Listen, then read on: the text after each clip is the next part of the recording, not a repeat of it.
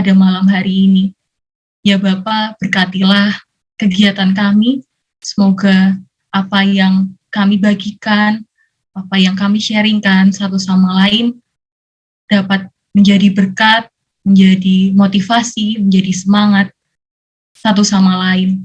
Berkati juga untuk kedua pembicara kami, Bapak, semoga kami dapat belajar dari Kartini, sosok-sosok Kartini saat ini seperti Kak Margi dan Kak Tracy. Berkat-Mulah yang bertahta Bapa, doa yang kurang sempurna ini kami satukan hati melalui perantaraan Putra-Mu, Tuhan kami Yesus Kristus. Amin. Dalam nama Bapa dan Putra dan Roh Kudus. Amin. Oke, nah di sini sepertinya udah mulai banyak ya teman-teman yang join. Ada 13.000 peserta. Nah, kira-kira dari 13.000 peserta ini, mungkin ada yang masih penasaran sama komunitas live itu sendiri. Nah, untuk tahu apa itu komunitas live, sekarang kita akan melihat video singkat dari komunitas live. Kalian dipersilakan.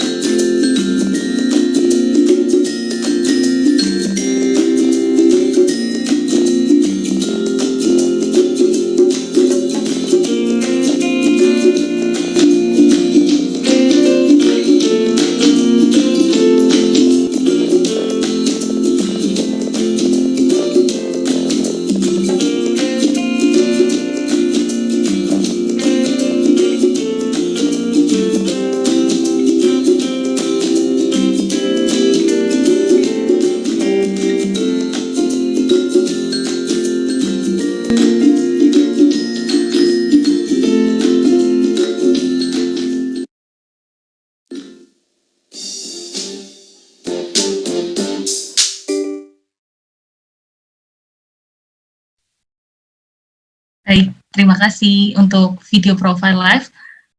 Untuk teman-teman yang masih penasaran, kali ini kita juga akan mendapat sepatah dua patah kata dari founder dan pembimbing dari komunitas live itu sendiri. Untuk Pak Hengki, waktu dan tempat dipersilakan. Ya, terima kasih Stefani. Terima kasih juga untuk Kak Margi ya dan Kak Tracy yang sudah bersedia kembali menjadi narasumber di acara live. Ini malam mingguan ya, pasti sudah mengorbankan waktunya yang berharga nih ya, untuk bergabung dengan kita semua. Mereka akan sharing gitu ya, dan semoga memberi manfaat bagi teman-teman semua. Sayang sekali yang bergabung belum terlalu banyak, tapi acara ini kita rekam, nanti kita akan upload di YouTube Live juga, semoga juga bisa didengarkan rekamannya begitu ya. Selamat Hari Kartini dulu nih, meskipun sudah lewat 2 hari ya, teman-teman ya, Kak Margi, Kak Tracy, dan teman-teman semua. Juga ada, iya, juga ada beberapa Kartono di sini juga selamat gitu ya. Ya, jadi selalu setiap hari-hari nasional, live selalu berusaha untuk memperingatinya. Karena live memang seperti tadi teman-teman nonton ya, dari altar ke pasar, visi kita kepada kebangsaan, di mana kami ingin para orang-orang muda, OMK pada khususnya begitu ya, bisa terinspirasi, termotivasi untuk dari altar ke pasar tadi, berkontribusi bukan hanya untuk gereja, tapi untuk bangsa dan negara gitu ya. Dan kedua narasumber kita, Kak Margi dan Kak Tracy, kenapa dipilih? Karena mereka sudah menunjukkan kontribusi bagi bangsa dan negara begitu ya, dari bidang yang mereka gelutin. Kak Margi di bidang eksportir buah ya, tentu sebelumnya banyak pengalaman yang lain juga, dan ini memperkenalkan buah Indonesia ke luar negeri kan. Lalu Kak Tracy juga memenangkan Alibaba Get Challenge Award ya di 2020 sebagai juara nomor 1, itu kan mengharumkan nama bangsa juga ya. Dan juga aplikasi yang dibuat tentu berkontribusi juga membantu perpajakan Indonesia, perpajakan negara gitu ya. Jadi bisa kita katakan kedua narasumber sudah menjadi satu role model, contoh teladan bagi teman-teman yang lebih muda ya, untuk termotivasi juga untuk tidak hanya tahu berdoa di seputar altar, tetapi mau untuk berani, tidak malu-malu gitu ya, percaya diri untuk bersama-sama dengan semua golongan untuk berkontribusi bagi bangsa dan negara. Jadi tidak kuper gitu ya istilahnya ya, tapi berani untuk tampil gitu. Karena kami yakin bahwa banyak OMK, banyak orang muda kita yang potensinya luar biasa, leadership-nya luar biasa, begitu ya. Tinggal berani saja untuk keluar, tunjukkan, sehingga tidak hanya dihargai di dalam kalangan sendiri, tapi oleh kalangan yang lebih luas, oleh bangsa dan negara. Dan yang diharapkan bukan hanya nama, tetapi terutama kontribusinya, begitu ya.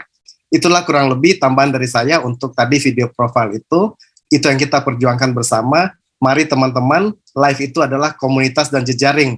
Jadi mari kita berjejaring bersama dan mari kita saling sharing, saling mengisi dan juga membina adik-adik kita yang lebih muda gitu ya, untuk mau bersama-sama tampil di pentas nasional. Itu saja dari saya. Sekali lagi terima kasih Kak Marji, Kak Tracy. Mari kita lanjutkan acara. Selamat Hari Kartini buat semua. Silakan Stefani. Terima kasih untuk sambutannya Pak Hengki. Baik, untuk memulai acara ini nggak lengkap tanpa quotes ya. Jadi ada satu quotes dari buku Raden Ajeng Kartini, Habis Gelap Terbitlah Terang.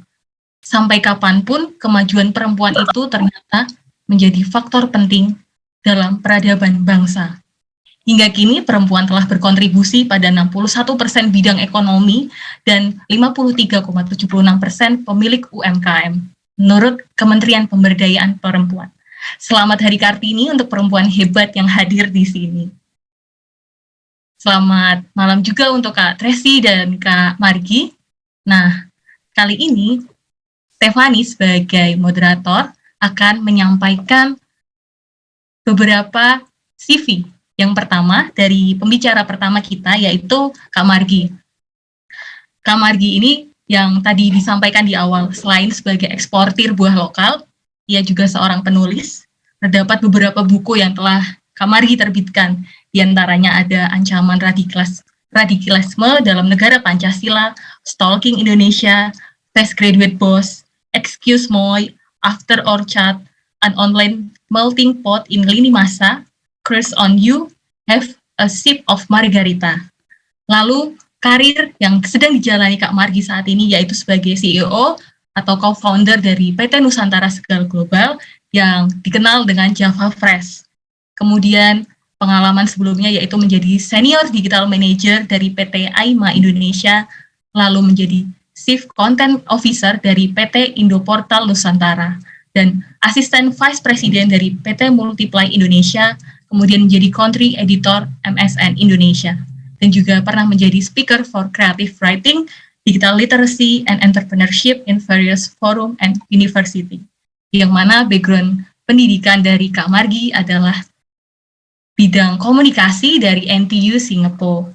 Kemudian dari award dan special project yang telah dijalani Kak Margi, diantaranya yaitu Writer, Scriptwriter, and Content Editor for various commissioned projects dari Kompak, Mampu, dan Aman.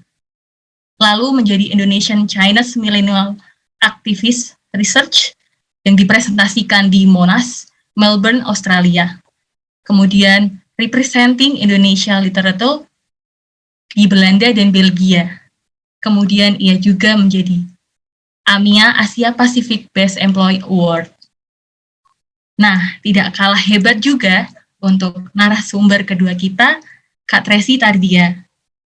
Saat ini Kak Tracy Tardia menduduki posisi CEO dan founder dari Hai Pajak, kemudian Account Director di Survana Teknologi Komunikasi. Pengalaman dari Kak Tracy juga yaitu Toyota Astra Financial Service, kemudian Managing Director PT Waila Permata dengan background pendidikan dari jurusan ekonomi di Universitas Parahyangan dan melanjutkan Business English di Melbourne University.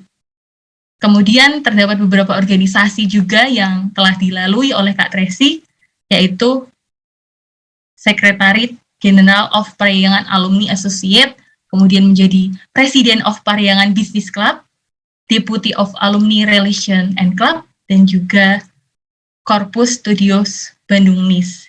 Dengan award yang luar biasa, First Winner of Alibaba Gate Global Challenge di tahun 2020, kemudian menjadi Viewers Choice of Alibaba Gate Global Challenge di tahun 2020, dan choose by Ministry of Information and Technology as Indonesia Representative of ASEAN ICT Award, dan runner-up Seed Star Awards Indonesia.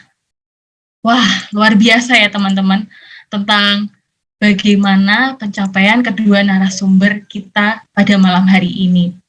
Nah, untuk teman-teman yang di sela-sela dalam kegiatan atau acara talk show ini ingin bertanya, bisa juga langsung melalui kolom chat atau dapat melakukan raise hand. Oke, selamat malam Kak Margi dan Kak Tracy. Halo, selamat malam Stefani. Halo, malam. Sekarang kesibukannya apa Kak? Apakah di posisi sekarang masih ya menjadi CEO atau mungkin ada kesibukan lain yang berbeda di tahun ini? Mungkin dari Kak Margi. Oke, terima kasih Stefani. Masih sama ya gitu, masih menjadi seorang tukang buah seperti biasa gitu di satu perusahaan yang kita sebut sebagai Java Fresh PT Nusantara Segar Global. Fokusnya adalah untuk ekspor buah segar asli Indonesia. Sejauh ini sudah ke 19 negara di dunia. Kita ekspor manggis, salak, kelapa, jeruk purut dan sebagainya. Dan sejauh ini juga masih nikmatin nulis sebenarnya, masih punya blog kayak gitu, masih ada beberapa proyek penulisan yang sedang jalan gitu. Jadi kurang lebih sebenarnya memasuki era new normal ini kita berhasil mempertahankan keseruan kita bahkan di era normal sebelumnya. Iya, seru banget. Ngomong-ngomong Kak Margi 2 tahun yang lalu juga menjadi salah satu narasumber kami ya Kak di talk show Kartini Live. Ada perbedaannya Kak Margi? Benar-benar banget, waktu itu kita baru memasuki masa pandemi ya, nggak sangka sebenarnya bahwa akan masa pandeminya ternyata 2 tahun gitu kayak gitu. Jadi ketemu aku di awal, sekarang di ujungnya mudah-mudahan sudah nggak ada lagi pandeminya gitu ya nanti. Oke. Iya Kak, jadi berbeda ya vibe-nya. Kalau dari Kak Tracy, gimana Kak? Kalau sekarang ya, tadinya saya mau ngomong tukang pajak, cuman kok kayaknya jelek banget gitu ya. Maksudnya kan kalau tukang buah bagus ya gitu, kalau tukang pajak kok kayak majekin orang gitu. Jadi nggak jadi ditarik kata-katanya. Ya sekarang memang lagi sibuk tetap di Hai Pajak. Untuk Suvarna memang saya menjabat 2, cuman yang Suvarna itu saya udah nggak terlalu aktif. Jadi memang partner pasif aja di situ, digital agency. Bantuin corporate communication sama marketing communication perusahaan-perusahaan kayak Indosat, Telkom, atau BAT yang perusahaan-perusahaan kayak gitu. Untuk di Hai Pajaknya sendiri sebenarnya kan startup pajak ya, teknologi. Sekarang ini kita memang lagi fokus product development sama enhancementnya di Hai Pajak sih. Jadi kayak memang lumayan lagi hektik-hektiknya karena tiba-tiba kayak banyak banget yang harus kita kembangin. Cuman so far is very fun for me. Oke, dinikmati ya Kak Tracy ya. Iya. Ngomong-ngomong soal tukang buah nih Kak Margi. Kak Margi, awal kepikiran untuk ide bisnis dari ekspor buah lokal sendiri itu dari pengalaman apa sih Kak? Dan aha momen yang seperti apa yang bisa membuat Kakak melihat ini sebuah peluang gitu? Oke, terima kasih pertanyaannya. Sebenarnya tuh awalnya berawal semuanya tuh dari ngobrol-ngobrol. Nah itu karena masa sebelum pandemi gitu ya, jadi kita bisa ngobrol-ngobrolnya tuh di kafe gitu ya, ngobrol langsung nyantai gitu. Waktu itu aku sama satu temanku kuliahnya bareng namanya Robert. Dia waktu itu lagi kerja, jadi kerja di Jerman, lalu kemudian diposting ke Cina.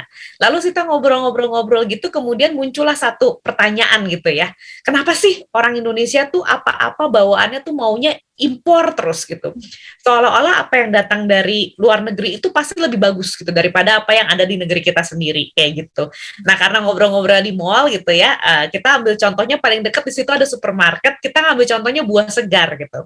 Kalau misalnya Stefani, Tracy pernah lihat gitu ya di supermarket gitu ya, kalau misalnya dia buah impor itu tuh cakep-cakep banget gitu, bentuknya seragam, warnanya seragam, bahkan kadang gradasinya aja tuh bisa sama gitu kan antara satu sama lain. Packagingnya juga bagus-bagus, ada yang bentuknya kotak, ada yang pakai tabung gitu, Apple Rocket tuh kan pakai tabung gitu, dan ditaruhnya di tempat yang pendingin.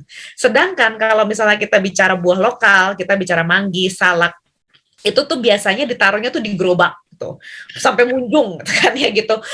Ada yang gede, ada yang kecil, ada yang bagus, ada yang jelek, ada yang busuk, ada yang penyok, ada yang apa, semuanya diamjar di situ kayak gitu, dan cenderung nggak menarik gitu, packagingnya nggak ada, lalu kemudian ya karena kualitasnya nggak terlalu bagus, lalu harganya juga cenderung lebih murah gitu ya, relatif lebih murah dibandingkan harga produk yang impor. Padahal ketika pengalaman aku sama Robert kita tinggal di luar negeri, justru buah-buah yang datang dari negeri yang lain itu justru malah dihargai gitu. Kayak misalnya kita bicara manggis, wah dari daerah yang jauh gitu ya, dijadikan hantaran buat Natal gitu. Kalau misalnya di negara-negara Eropa atau di Cina, wah orang tuh suka banget gitu buah manggis. Jadi waktu itu cuma kepikiran gini aja, kenapa kita nggak berpikir sebaliknya, mencoba membawa sesuatu dari Indonesia yang memang ada berlimpah di kita, dengan cara yang baik, disortir, dikemas secara premium untuk ditawarkan ke negeri lain. Awalnya dari situ sih kita mikirnya ide yang bagus ya, ya udahlah gitu. Jadi akhirnya waktu itu kita bagi tugas gitu. Robert karena waktu itu tinggal di luar negeri, jadi dia balik, dia coba cari pasar kira-kira buah apa yang menarik, yang layak dipasarkan. Aku di sini cari supply-nya, dan ternyata jalan gitu sampai sekarang gitu. Artinya pemikiran yang waktu itu kita pikirin, ada loh produk-produk dari Indonesia yang kalau kita betul-betul kemas dengan baik, kita perlakukan dengan baik, itu tuh bisa jadi sesuatu yang premium, nggak cuma barang impor aja yang jadi premium, ternyata berlaku gitu, ternyata benar gitu. Iya, berarti produk yang awalnya tempatnya di gerobak itu bisa langsung ke ekspor ke negara lain. Nah, asal disortir. Iya. Oke, menarik sekali ya Kak. Lalu untuk Kak Tracy, kalau tidak salah ya Kak, ini Hai Pajak berdirinya di tahun 2020. Betul, ya. betul. Berarti apakah ini sedang di tahap grow begitu Kak? Dan Kak Tracy tadi bilang kalau ini lagi masa menikmati gitu dan growing-nya.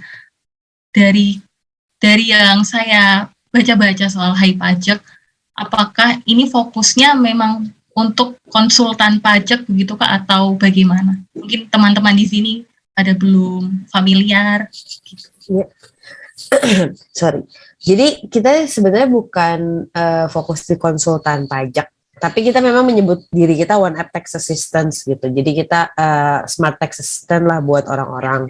Fokus kita sih marketnya tuh UMKM sama freelancers. Jadi kayak memang orang-orang yang menurut kita nggak ngerti pajak sama sekali ya. Jadi memang target market kita adalah kita membuat semudah mungkin nih supaya orang yang pakai pajak itu cuma punya 2 requirement. Yang pertama dia ngerti bahasa Indonesia, yang kedua bisa chatting, that's it. Itu yang kita pengen. Karena kan pajak tuh udah sesuatu yang kayak aduh males banget nih bayarnya gitu kan, udah males bayar, dibikin pusing tuh. Lihat kakak di sebelah Kak Margareta sudah ngangguk-ngangguk nih ya, yang sudah merasakan ya.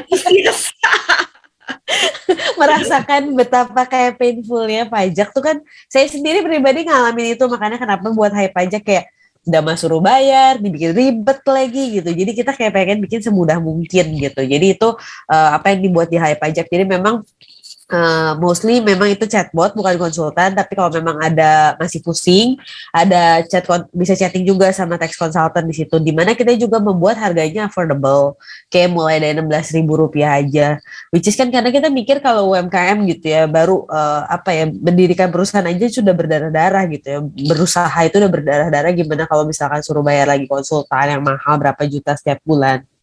Jadi kita pengen hadir solusinya di situ, karena kan udah gitu zaman sekarang juga pajak kan mulai dikejar nih tahun 2022 ini nih, banyak banget yang udah mulai dapet surat segala macem gitu. Jadi kita tuh pengen edukasi masyarakat kayak ya bayar pajak memang kewajiban kita, tapi be a smart taxpayer gitu. Jadi kita jadi wajib pajak yang pintar. Jadi kayak janganlah kita bayar kelebihan juga gitu. Jangan juga karena kita nggak tahu aturannya terus kita jadi kayak oh ya udah aja takut didatangin orang KPP. Itu yang sebenarnya value-value yang kita pengen sharing juga di masyarakat gitu sih.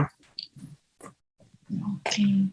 Berarti apakah proses berjalannya Hai Pajak ini erat kaitannya kolaborasi sama pemerintah begitu Kak? Sama DJP? Iya. Itu walaupun kita teknologi, tapi karena teknologinya pajak, jadi kita tidak bisa terhindar dari pemerintah. Jadi untuk sekarang ini memang kita terhubung langsung, baik DJP, Perbendaharaan Negara, sama Kementerian Komunikasi dan Informasi Teknologi. Itu adalah kementerian-kementerian yang kita harus berhubungan langsung. Di luar kayak memang ada kementerian kayak UMKM gitu ya, kita juga harus connected sama mereka juga, hal-hal seperti itu sih. Jadi kita tidak bisa menghindari. Jadi memang sebuah challenge di mana industrinya tuh teknologi yang cepat, tapi di satu sisi kita berhubungan sama birokrasi gitu. Jadi kayak itu balancing antara teknologi dan birokrasi itu memang quite a challenge buat kita sih di Hai Pajak. Oke. Sangat challenging ya Kak Tracy ya. Mengingat lumayan. Ngomong-ngomong soal UMKM, berarti apakah Kak Marji itu bisa jadi salah satu pasar dari Kak Tracy? Kayak kalau bisnisnya Kak Marji terlalu besar. Karena kita mengincarnya kecil dan menengah. Kalau menengah besar itu udah bukan target market yang kita ini. Kalau Kak Marji kan udah usaha besar gitu. Jadi kayak udah ada timnya sendiri segala macem gitu. Jadi kayak udah nggak pakai Hai Pajak gitu. Kecuali mau bayar pajaknya lewat kita gitu. Boleh. Kita selalu merasa diri kita UMKM kok selalu. Udah jangan merendah gitu Kak Marji. Ngomong-ngomong soal UMKM Kak Marji nih. Nah, ekspor buah ya Kak, apalagi buah lokal itu sendiri dan Kakak membawanya supaya bisa mengglobal. Sebenarnya tantangan terbesar apa sih Kak yang membawa pasar itu ke global karena mengenalkan produk Indonesia sebegitu kuatnya? Sebenarnya sih kalau kalau aku pribadi gitu ya, karena latar belakangku memang bukan dari dunia buah-buahan, bukan dari pertanian, segala sesuatunya terasa sulit ya, karena nggak ngerti sama sekali gitu, nggak ngerti waktu itu kayak manggis bagus sama manggis jelek itu nggak bisa ngebedain kayak gitu, atau regulasi-regulasi ekspor, dokumen yang harus dimiliki itu apa, itu harus belajar dari nol banget gitu. Cuman kalau kita bicara marketingnya, mungkin salah satu tantangannya adalah Indonesia sampai saat ini belum dikenal sebagai negara eksportir buah kayak gitu. Jadi kalau kita bicara negara eksportir buah, kita lebih banyak mungkin bicara tentang Thailand atau Brazil dan sebagainya kayak gitu. Jadi tantangan utamanya adalah bahwa menyatakan kita punya loh buahnya gitu, bahkan produksi kita jauh lebih besar daripada negara-negara tersebut kayak gitu, dan kita bisa loh gitu menyamakan dengan standar yang kita punya seperti yang mereka punya seperti itu. Jadi menunjukkan bahwa kita juga bisa punya kualitas dan standarnya itu. Nah, kesempatan pertama untuk bisa mendapatkan kepercayaan untuk sekedar nyoba seperti itu, untuk nyoba kirim atau sampling dan sebagainya, itu yang ketika pada saat awal itu merupakan salah satu tantangan terbesar kita sih. Prosesnya berapa lama Kak untuk mengenalkan sampai adanya penjualan ke pihak-pihak lain? Oh, oke. Kalau prosesnya sebenarnya tidak selama itu karena kita sudah bekerja di background. Artinya kita sudah mulai riset sebelumnya karena kebetulan pengalamanku itu sebagai seorang penulis. Jadi ketika mulai bisnis juga kayak bikin tulisan gitu ya. Siapa audiensnya gitu. Nah, kalau di penulisan siapa audiens, siapa pembaca kita itu jadi penting karena percuma tulisan yang bagus, indah, berbunga-bunga. Kalau dia nggak kena ke audiens yang dituju, tidak bisa membuat perubahan ke audiens yang dituju, maka tulisan itu jadi sia-sia. Nah, sama juga ketika kita bikin bisnis, kita lihat dulu siapa sih sebenarnya konsumennya gitu. Mereka sudah pernah kenal buah-buah impor atau belum sih gitu, atau buah-buah eksotis atau buah-buah tropis atau belum. Kalau sudah, mereka belinya dari mana sih? Kalau belum, kenapa sih mereka nggak beli? Kalau sudah, mereka belinya dari mana? Kalau bukan dari Indonesia, kenapa sih nggak beli dari Indonesia? Dan sebagainya, dan sebagainya, dan sebagainya. Jadi, semua itu yang kemudian kita olah dan waktu itu kita menemukan bahwa sebenarnya banyak negara-negara Eropa waktu itu dan juga negara-negara Asia, negara Cina misalnya, yang sebenarnya sudah mengenal buah tropis kayak gitu, kayak manggis. Cuman memang datangnya nggak dari Indonesia, datangnya itu dari Thailand, datangnya itu dari ya Kolombia atau Brasil dan sebagainya. Nah, lalu kemudian kita lihat lagi di mana nih gitu kita bisa masuknya gitu.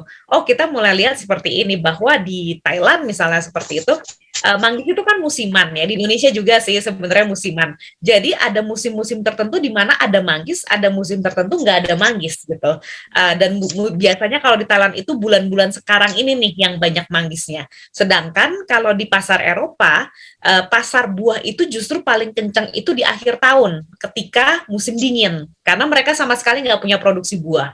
Nah, di mana Indonesia bisa bermain? Oh, Indonesia manggisnya juga musiman, tapi geser dari satu area ke area yang lain, ngikutin masa panennya. Karena kan sebenarnya Indonesia luas banget nih gitu. Jadi musim hujan kita sebenarnya juga nggak sama di Sumatera, Jawa, Bali dan Papua misalnya gitu. Jadi kita bisa lihat, oh sekarang lagi banyak banjir di Sumatera misalnya. Tapi ketika Jawa lagi banyak banjir, biasanya Sumatera udah nggak banjir. Biasanya kayak gitu. Nah, itu sebenarnya mempengaruhi musim. Nah, karena itulah kemudian kita bisa ambil preposisi bahwa udah pernah makan manggis kan gitu, udah biasa ya impor manggis gitu. Gimana kalau kita coba impor dari Indonesia? Kualitasnya sama, kita kasih standar yang memang mau kita penuhin, dan kita bisa kirim sepanjang tahun. Nah, itu yang jadi premisnya kita, kenapa kemudian kita punya 5 packing house di Sumatera, Jawa, dan Bali, adalah karena supaya kita bisa ngikutin musimnya ini nih, dan memastikan bahwa kita kirim manggis di saat-saat memang paling dibutuhkan sama pasar, kayak gitu. Nah, baru dari kemudian kita mendapatkan kepercayaannya, kita tahu standarnya, kita bawa balik lagi ke owner produknya gitu ya, si petani-petani dan packers kita seperti itu. Itu yang kemudian kita kembalikan lagi, kita tuh sebenarnya mau ngapain sih gitu. Buah ini itu akan dijual di supermarket kah, di lokal kah, di domestik kah, di internasional kah, atau seperti apa, dan bagaimana perlakuannya, harganya seperti apa, dan bagaimana seperti apa sih perlakuannya si buah manggis ini. Nah, itu yang kemudian kita sampai pada kesepakatan sama petani-petani kita, sama packers kita tentang standar yang mau kita capai. Nah, standar yang mau kita capai ini seperti ini, berarti cara-caranya gimana? Petani-petani sebenarnya udah tahu kok gitu. Orang yang sudah biasa bekerja 20 tahun, 30 tahun mereka pegang buah itu, sebenarnya mereka udah ngerti gitu. Yang kita perlukan sekarang adalah membakukan aturan itu sehingga menjadi standar operational procedure-nya kita, kayak gitu. Nah, ketika itu kita sudah pastikan bahwa oke nih, petani kita committed, packers kita committed, seperti itu, marketnya mau memberikan kita kesempatan. Ketika awal kita langsung dapat kesempatannya untuk ngirim waktu itu 1 ton sampelnya, 1 ton manggis ke Prancis waktu itu. Oke. Dalam tahun pertama waktu itu. Kalau saya 1 kilo aja nggak apa-apa, Kak. Saya Kirim juga pakai bawa. KL ya. Oke. Ada penyesuaian antara market musim dan juga petani ya Kak yang di Indonesia untuk flow dari supply chain-nya itu. Ya, semuanya pasti proses ya gitu. Misal salah satu yang bisa kita ambil contohnya adalah petani itu terbiasa jual 100% barang itu dijual kayak gitu. Jadi mau yang bagus mau yang jelek itu nggak ada sortasi, pokoknya saya jual gitu. salah satu yang ingin kita terapkan adalah sistem sortase itu. Jadi tolong jual sama saya yang bagusnya aja gitu, karena ketika dibawa barang yang nggak bagus kemudian nggak kepake, sebenarnya ada ongkos lagi di kita, yaitu ongkos membuang barang kan sebenarnya kayak gitu. Jadi kita pengen yang bagus aja. Tetapi konsep ini sangat sulit untuk diterima waktu itu, karena bahkan gini, misalnya saya punya 10 kilo gitu. Kalau saya jual 10 kilo, itu saya jual seharga 5.000 misalnya per kilonya, nggak pakai sortir. Dari 10 kilo itu yang bagus 5 kilo, gitu, 50%-nya gitu. Saya minta, saya mau beli yang 5 kilonya aja, tapi harganya 10.000. Dapatnya sama kan dengan jual 10 kilo kan? Nah itu nggak mau, itu harus dijual semuanya gitu. Jadi apa yang kita lakukan waktu itu, kita prosesnya ya udah kita ikutin dulu proses yang ada. Kita terima 10 kilonya, kita bayar 5.000. Lalu setelah proses sortasi dan sebagainya, si 5 kilo itu kita kembalikan ke petaninya gratis. Ya pokoknya kita nggak pakai gitu. Tapi kemudian dia lihat, oh oke, ini yang nggak kepake nih gitu. Ini yang kenapa disortir keluar. Lalu perlahan-lahan terus saya kemarin buat apa ya? Terserah Bapak bagi-bagi aja buat tetangga-tetangga Bapak gitu kan. Bapak makan aja sendiri. Makanya pokoknya ini saya nggak ambil seperti itu. Lama-kelamaan kemudian prosesnya mulai ada sortasi gitu, bahwa si 10 kilo, daripada jual 10 kilo kemudian 5 kilo saya mesti datang saya ngambil lagi, ya udah saya jual 5 kilo yang bagus dengan harga yang sama seperti saya jual 10 kilo kayak gitu.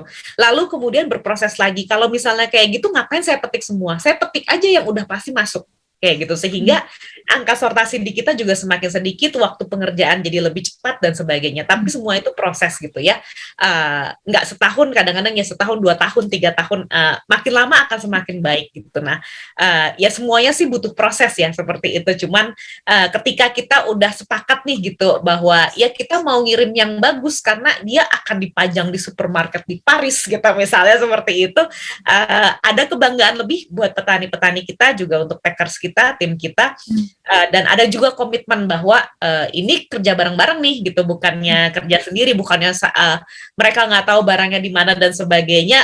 Packing house kita semua ada letaknya tuh di desa, jadi sampai hasil akhir, produk akhir sebelum yang nantinya akan dipajang di supermarket di seluruh dunia, petani sama packers kita sudah lihat hasil produk akhirnya. Wow, sangat ini ya Kak, kualitasnya benar-benar dijaga yang sampai ke ekspor, nggak main-main lah. Betul, dan itu ya kerja sama lah gitu, nggak bisa saya doang, petani yang nggak sepakat, nggak komit, nggak bisa kayak gitu, nggak bisa packersnya yang nggak komit, nggak bisa gitu. Memang kita sama-sama kita bilang bahwa ini bukan usaha bisnis saya bosnya gitu kayak gitu, tapi kita mitra gitu. Saya ada di sini karena saya punya kemampuan untuk ya jualan, punya akses pasar ke luar negeri. Bapak Ibu di sini karena Bapak Ibu punya produk yang bagus, ada juga yang bisa membersihkan buah dengan baik, bisa packing dengan baik, yang saya nggak bisa kayak gitu. Jadi kalau kita mau jalan bisnis sama-sama ya mesti jalannya bareng-bareng gitu, karena saya tanpa mereka ya nggak bisa jalan kayak gitu, seperti itu. Jadi itu juga salah satu yang nilai yang kita tekankan juga sih. Oke, Kak Margi. Ngomong-ngomong soal musim, kalau di Hai Pajak sendiri Kak Tracy, kan tadi fokus utama customer-nya mayoritas di freelance dan UMKM.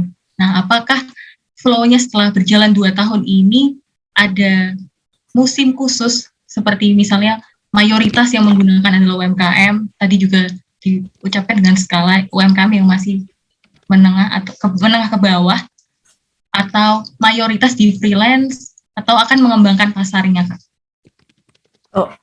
Maksudnya lebih ke demografi gitu kali ya. Sekarang ini sih users kita tuh udah lebih dari 500.000, sekitar 150.000 itu UMKM.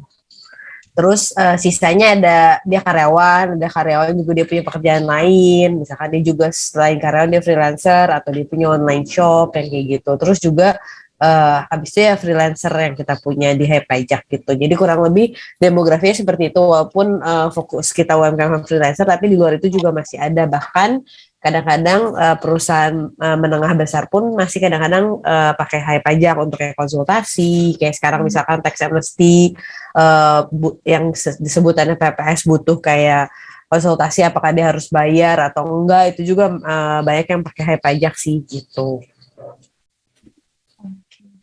di masa bertumbuh 2 tahun ini, kendala apa aja sih Kak Tracy yang dialami? Apakah misalnya dari sisi SDM atau finansial, atau bagaimana? Banyak banget sih, kayak kegagalan itu kayak makanan sehari-hari gitu ya. Kak Margareta juga pasti tahu lah ya, kalau di bisnis tuh kayak up and down itu udah biasa, penolakan sangat biasa. Sampai hari ini pun kegagalan itu udah biasa lah ketemu gitu. Apa aja problemnya, hampir semua lah, financial pernah, orang pernah, SDM pernah, itu bener-bener ada aja gitu, bener-bener kayak luas banget lah permasalahannya. Kadang-kadang yang kita kayak, kok ini bisa jadi masalah, padahal nggak kepikiran jadi masalah gitu. Itu bener-bener yang kita hadapi sehari-hari sih. Kayak saya, kalau orang nanya, ada yang bilang startup ada masalahnya apa gitu-gitu. Menurut saya sih sama aja sebenarnya startup sama bisnis konvensional. Pada dasarnya bisnis entrepreneur is entrepreneur. Mungkin pace kayak teknologi tuh karena nggak punya benchmark sebelumnya, karena buat produk yang disrupt itu mungkin agak membedakan, sama mungkin pace-nya agak sedikit lebih cepat ya, karena perubahannya kan cepat, tiba-tiba ada teknologi baru atau apa. Tapi outside of that kayak hampir semuanya sebenarnya prinsipnya sama aja sih sama entrepreneur. Jadi kayak masalahnya nih, kalau entrepreneur ditanya ya pasti udah ngalamin semuanya lah gitu. Kayak kurang uang iya, harus ngutang iya, terus misalkan pegawai baru masuk tiba-tiba keluar iya, terus tiba-tiba growth. Jadi permasalahan itu ada good problem sama nggak good problem gitu. Kalau good problem adalah misalkan kita lagi growth cepet nih, harus hiring juga orang gitu, nggak sempet nih, jadi kerjanya kayak keteteran.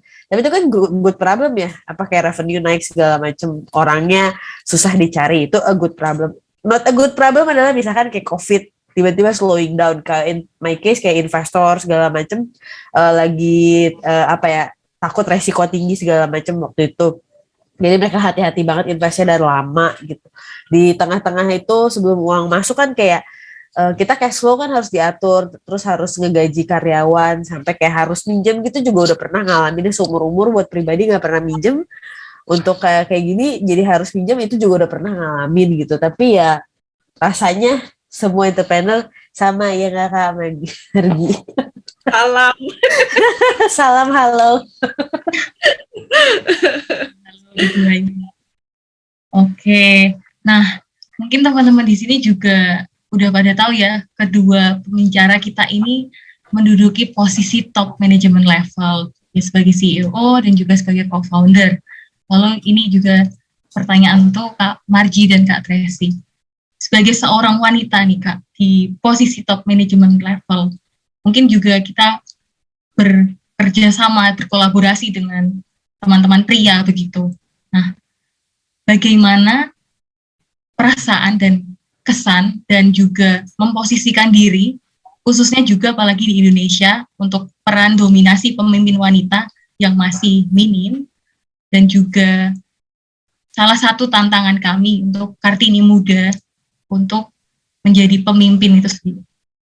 Mungkin dari Kak Margi. Oke, terima kasih ya. Dulu saya di jurnalistik gitu ya.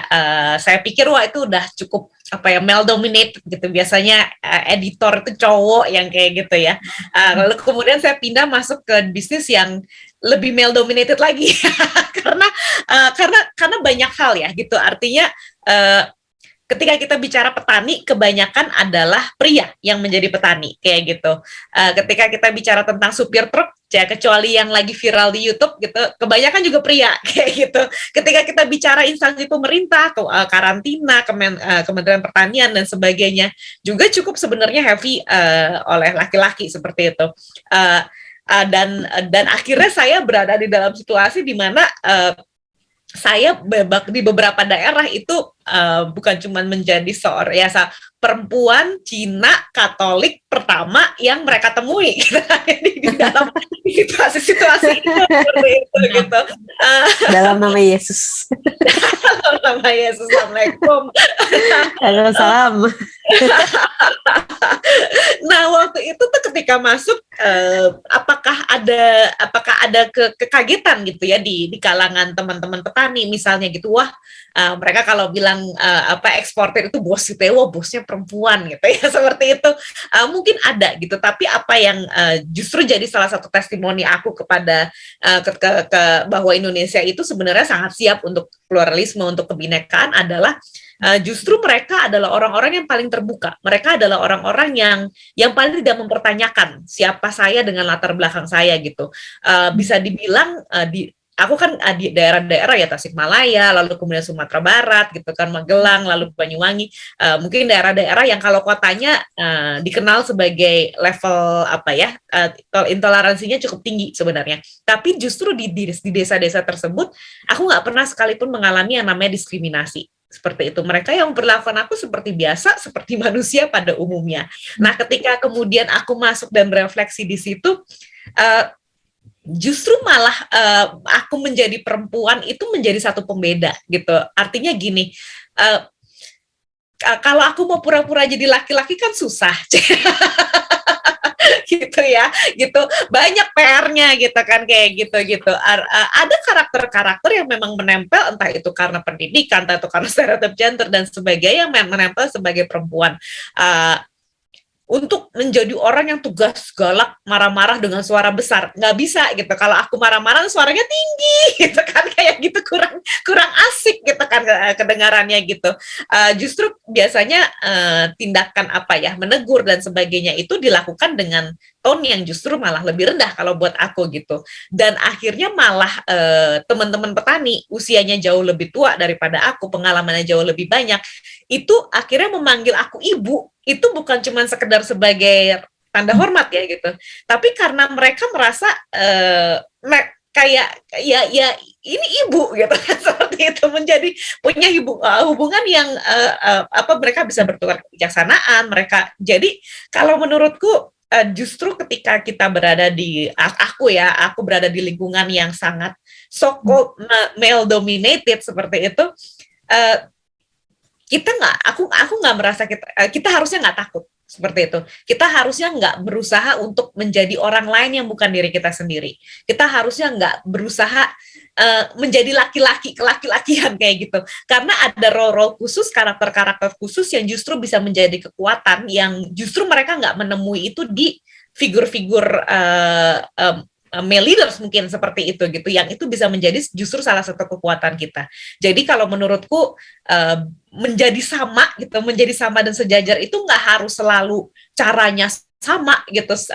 Yang satu gebrak meja, saya juga harus gebrak meja misalnya seperti itu. Tapi justru dengan karakter-karakter yang kita punya itu justru menjadi salah satu advantage. Oh, Gili yang gebrak meja apa yang nggak gebrak meja? Nah itu harus jadi opsi gitu kan, seperti itu. Mungkin pilihannya justru jatuh sama yang nggak gebrak meja gitu sih kalau ada di aku, Svani. Oke. Jadi kita punya karakter-karakter tersendiri yang nggak bisa dimiliki oleh orang-orang lain, dan menjadi pembeda itu sangat penting ya Kak, apalagi di peran kita sebagai seorang pemimpin wanita. Lalu untuk Kak Tracy, apakah ada perspektif lain? Saya juga kebetulan ada di industri yang isinya laki-laki semua. Even co-founder saya, even karyawan saya, yang teknologi ya banyak kan laki-laki, pajaknya juga ya banyak kan laki-laki gitu. Tapi dulu awal-awal sih memang ya, apalagi kayak di industri di birokrasi gitu kan, mereka kan berpikirannya lebih kolot lah ya, bisa dibilang kayak gitu.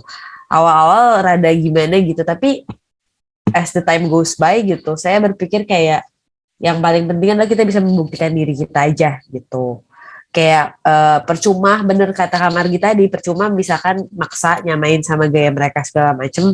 Yang penting kita bisa membuktikan bahwa diri kita capable. Kadang-kadang kan mereka punya stigma tertentu tuh, misalkan perempuan kalau pakai baju rapi bergaya gitu, oh berarti otaknya rada kosong, kayak gitu-gitu loh.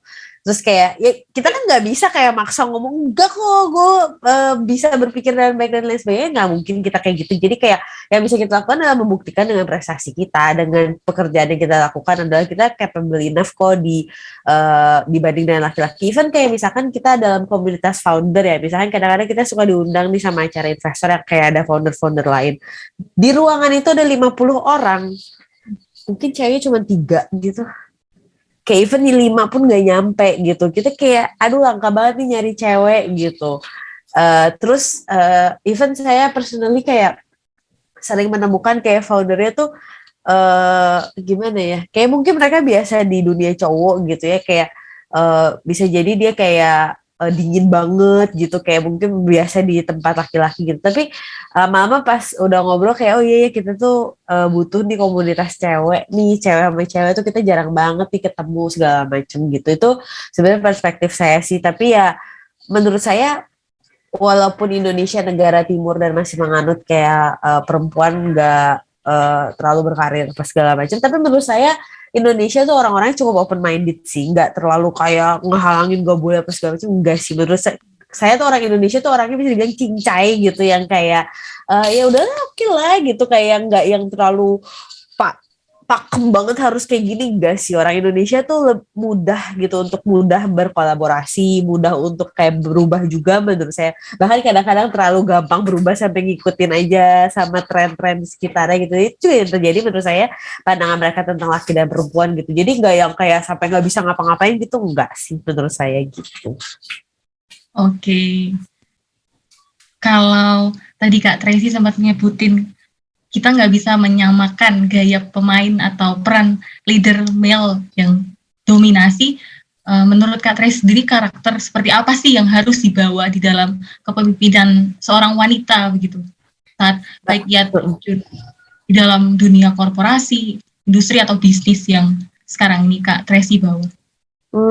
Bahkan menurut saya karakter itu tidak menyangkut tentang laki-laki atau perempuan ya. Bahkan saya sama Kak Margi mungkin punya beda style gitu. Style leadership itu jadi kayak menurut saya sih jangan memaksakan cara orang lain bicara kita gitu. Karena kita sendiri punya cara kita masing-masing yang menurut kita nyaman gitu. Kalau saya sih cuman prinsipnya sih satu. Saya berpikir gini nih ya, misalkan untuk leadership untuk kayak memutuskan sesuatu atau mau ke karyawan seperti apa, saya selalu berpikir seperti ini. Teman saya pernah ada yang ngomong kayak gini, saya suka ngomel, misalkan lagi curhat gitu gimana, terus dia bilang, gini aja deh sih katanya, yang gampang gimana cara kita treat others. Pas kamu melakukan sesuatu itu ke orang itu, kamu mau nggak digituin gitu? Kalau kamu mau melakukan sesuatu tuh kamu berpikir dulu kamu oke gak digituin. Kamu kan pernah punya posisi sebagai karyawan segala macam. If you are okay with that, go with it. Kalau nggak oke, jangan dilakuin. Kan kamu nggak mau dong apa yang kamu aja nggak mau diperlakukan seperti itu, terus kamu memperlakukan orang lain seperti itu gitu. Itu sih menurut saya itu yang selalu saya pegang gitu. Jadi saya selalu berpikir gitu, saya tuh mau nggak diperlakukan seperti itu sebelum saya memperlakukan sesuatu gitu. Terus apa ya, yang paling penting adalah sebelum kita bertanggung jawab kepada orang lain, yang paling penting adalah selesai dengan diri sendiri menurut saya sih gitu. Kadang-kadang banyak yang saya lihat tuh kayak belum selesai sama dirinya sendiri, itu yang menjadi problem juga sih. Jadi kayak sekarang nih orang-orang flexing apa segala macem gitu, itu tuh karena sebenarnya belum selesai dengan dirinya sendiri gitu.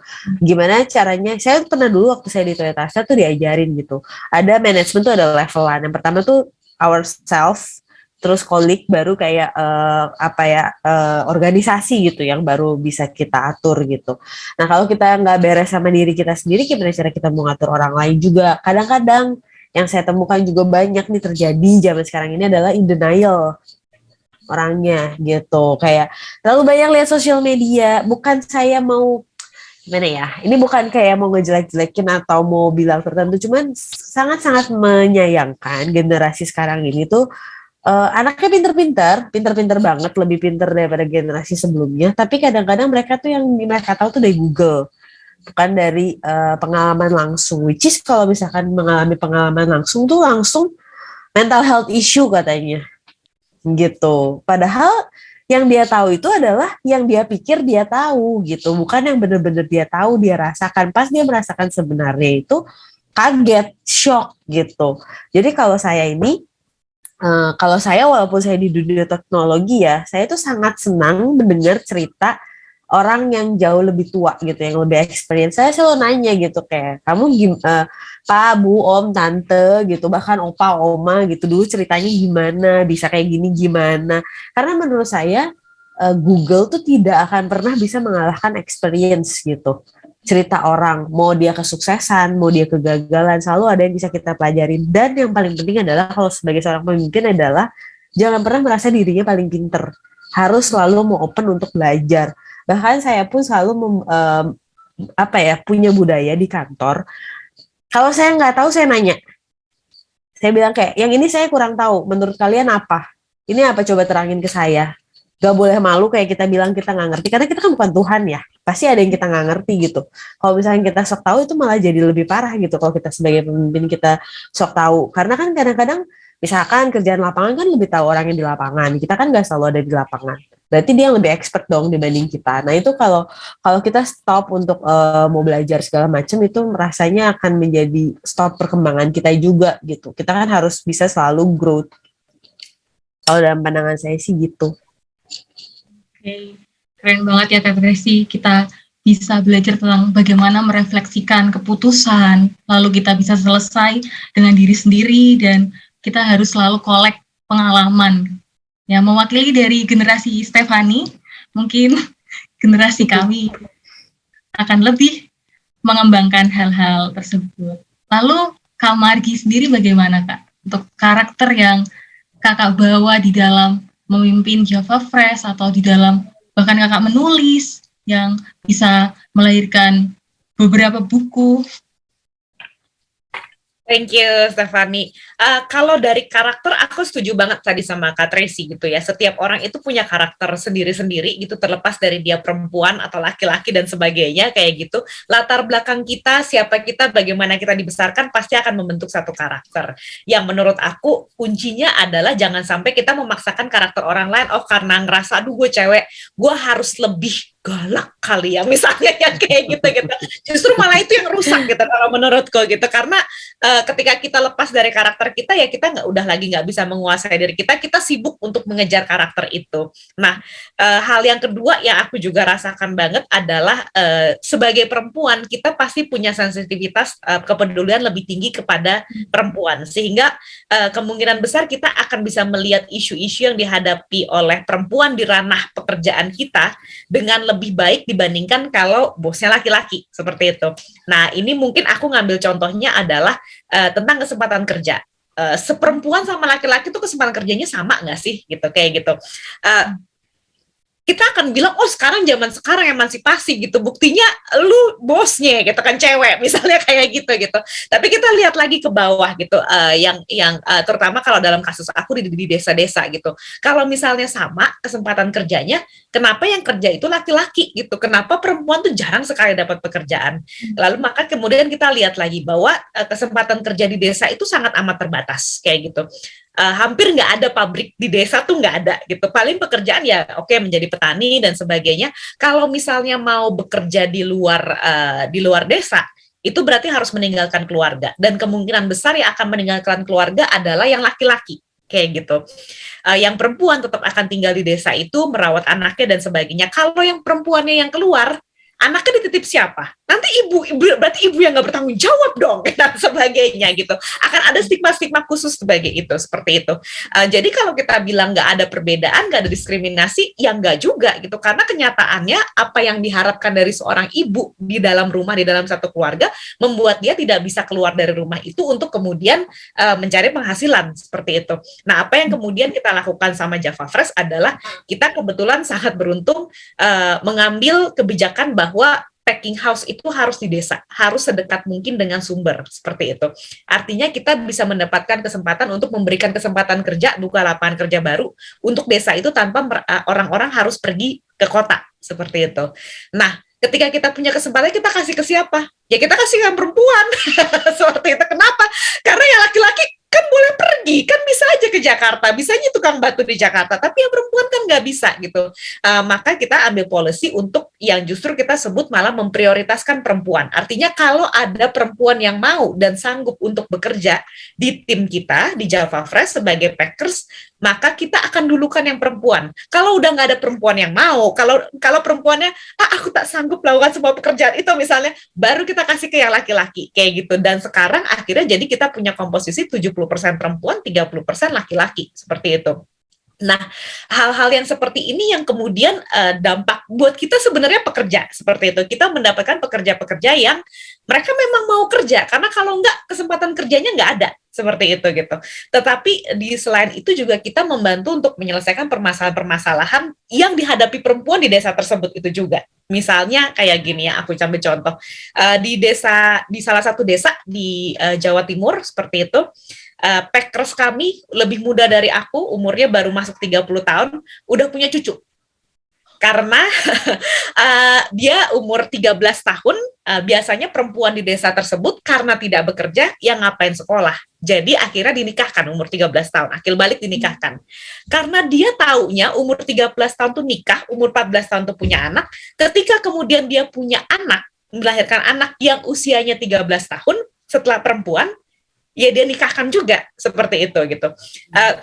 Dan itu kan terus-terusan seperti itu sampai satu kali dia ikut kita, dia bekerja dan dia merasakan punya uang dan dia baru merasakan ternyata punya uang itu power ya, seperti itu di dalam sebuah rumah tangga. Kenapa? Kalau misalnya nggak punya uang, uang yang dibawa suami itu buat apa? Keputusannya pasti sama suami kayak gitu.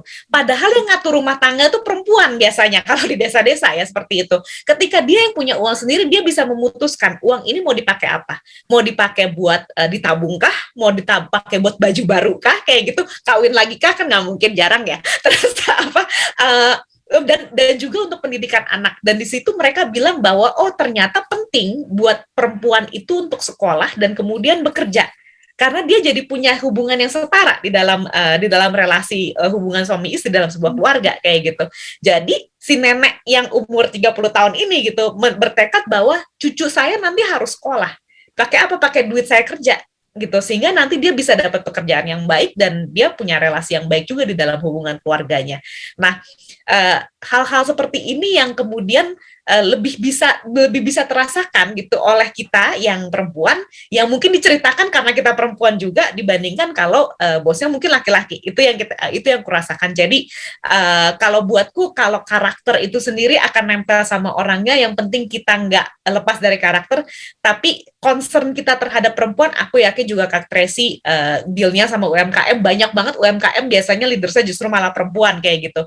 Dengan menjadi perempuan dan lebih sensitif terhadap itu, oh cewek kalau di dunia pajak itu apa sih kesulitannya, itu justru akan jadi bisa memberikan solusi yang lebih baik. Itu sih kalau menurutku gitu. Oke, berarti dari memperkerjakan perempuan itu ada muncul kesadaran untuk pendidikan, untuk mengelola uang, begitu ya Kak, menciptakan betul banget.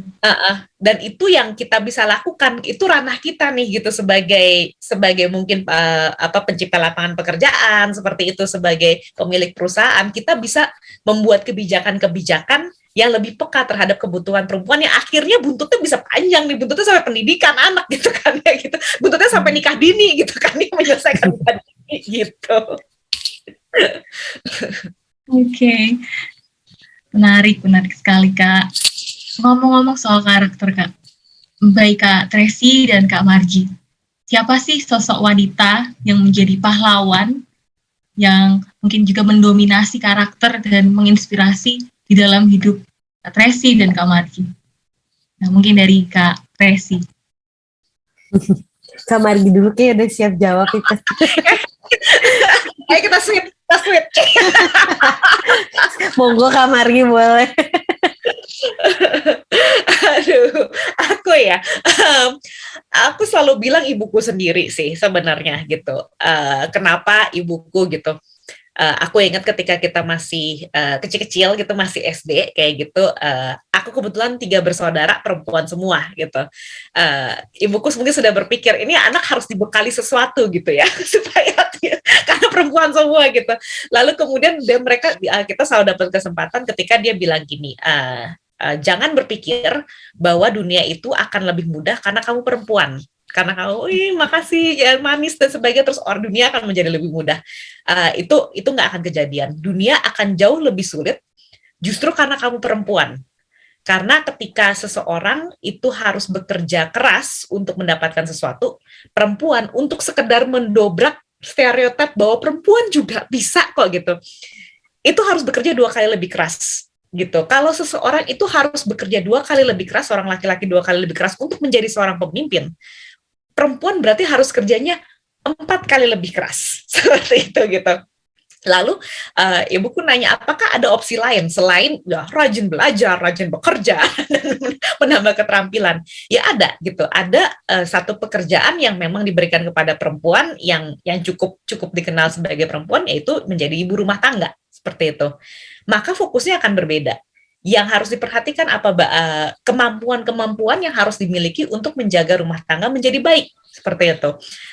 Ya harus bisa nyapu, ngepel, nyuci, nyetrika, jaga rumah bagus seperti itu, mendidik anak dan sebagainya, dan mungkin merias wajah dan sebagainya. Dan itu adalah pekerjaan yang bukan pekerjaan yang buruk kalau buat ibuku. Ibuku adalah ibu rumah tangga seperti itu. Tapi yang membuatku paling mengena ketika itu adalah ibuku adalah seorang ibu rumah tangga. Kecenderungan kita adalah kalau kita misalnya saya dokter deh gitu, saya pasti pingin anak saya jadi dokter kayak gitu. Biasanya ini bahwa anaknya itu ya yang saya pilih yang terbaik dong kayak gitu.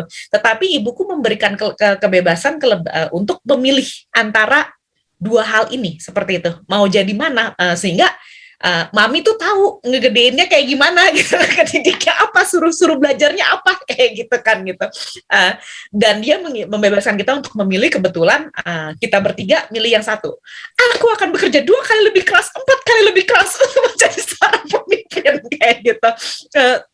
Dan ibuku komitmen dengan hal itu gitu. Oke, kalau misalnya memang itu yang dipilih seperti itu, yang akan difokuskan adalah bagaimana kamu bisa belajar dengan baik untuk bisa pendidikan ya bisa dibilang itu hanya sekedar nilai memang gitu, tapi kita tetap butuh nilai untuk maju ke level yang berikutnya seperti itu, untuk mengontrol, untuk selalu bisa menjadi yang terbaik, memberikan yang terbaik dalam pekerjaan juga demikian gitu. Kalau mau menulis ya tulis, nggak apa-apa menjadi penulis, tapi harus menjadi penulis yang maksimal gitu, yang harus memang banyak berlatih, yang harus bisa memberikan yang terbaik. Ibuku mengizinkan kami tidak belajar masak di rumah gitu, karena memang bukan itu yang kita mau, bukan itu profesi yang kita mau, bukan karena memasak itu jelek, bukan karena memasak itu membuat kita menjadi perempuan yang lemah, bukan sama sekali itu, tapi karena yang kita mau hal yang berbeda dan itu dibolehkan kayak gitu. Nah, aku ngerasa itu sih yang sangat membentuk aku hingga sekarang seperti itu, bahwa di masa aku kecil sebagai perempuan, aku diizinkan untuk mengambil satu pilihan, untuk memilih dan bertanggung jawab terhadap pilihan itu. Ibu kok bahkan bilang gitu, ada konsekuensinya, ada gitu. Ya jangan harap umur 22 nikah. Karena lama 22 baru lulus kuliah gitu, karena pinginnya kerja lah gitu, orang capek-capek kuliah ya kayak gitu.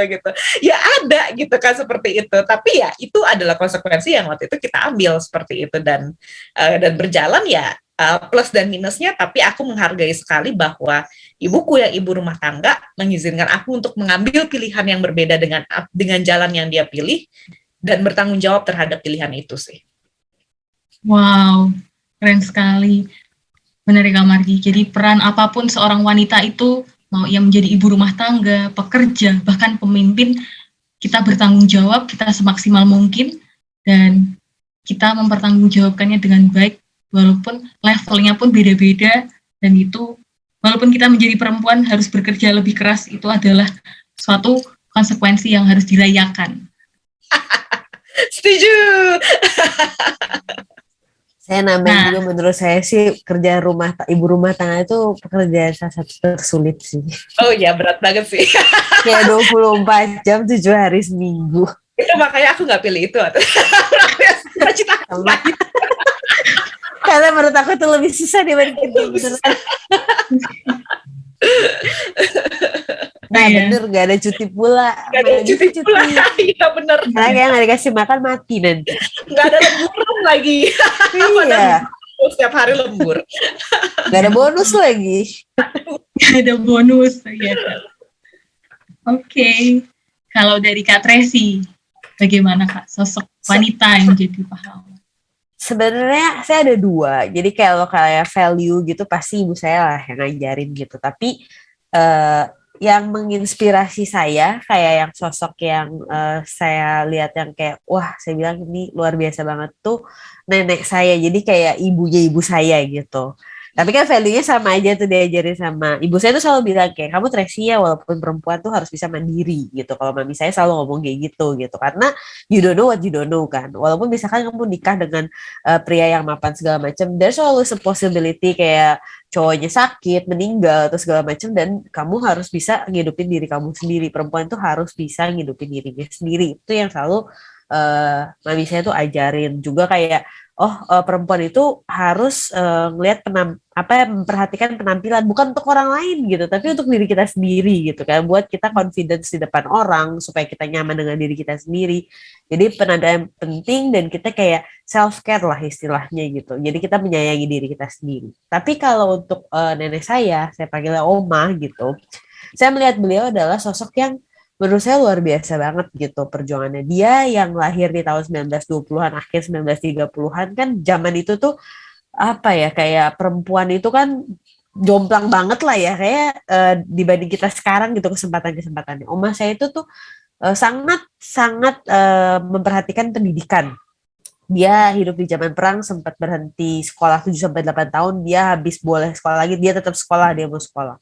Terus dia dokter gigi tuh mas saya karena cewek zaman itu dokter gigi itu kan jarang banget gitu ya itu kan kayak kita juga kayak bingung sih Oma udah jadi dokter gigi at that time gitu itu kan jarang banget dia cerita gitu dia sempet udah sekolah nih 2-3 tahun terus dia nikah kan zaman itu umur segitu harus nikah gitu kan jadi terpaksa lah dia berhenti sekolahnya setelah dia punya 2 anak 8 tahun kemudian dia sekolah lagi untuk melanjutin sekolahnya coba kalau kita kayak tuh mager gitu ya ngelanjutin sekolahnya kan kayak udah kayak gitu terus sekolah lagi kita kan kayak aduh mager banget gitu kan kayak balik lagi gitu kan dia tetap mau sekolah gitu itu tuh kayak dia udah umur 28 sampai 30 dan itu pun sekolahnya kalau nggak salah dia di Surabaya tuh udah sampai tingkat 4 dia harus balik lagi ke tingkat 2 gitu ulang lagi karena di Bandung itu Hasan Sadikin baru buka jadi nggak bisa langsung kayak yang paling mentok itu cuma ada tingkat 2 gitu. Jadi harus balikan ikutan yang ke tingkat 2 lagi gitu.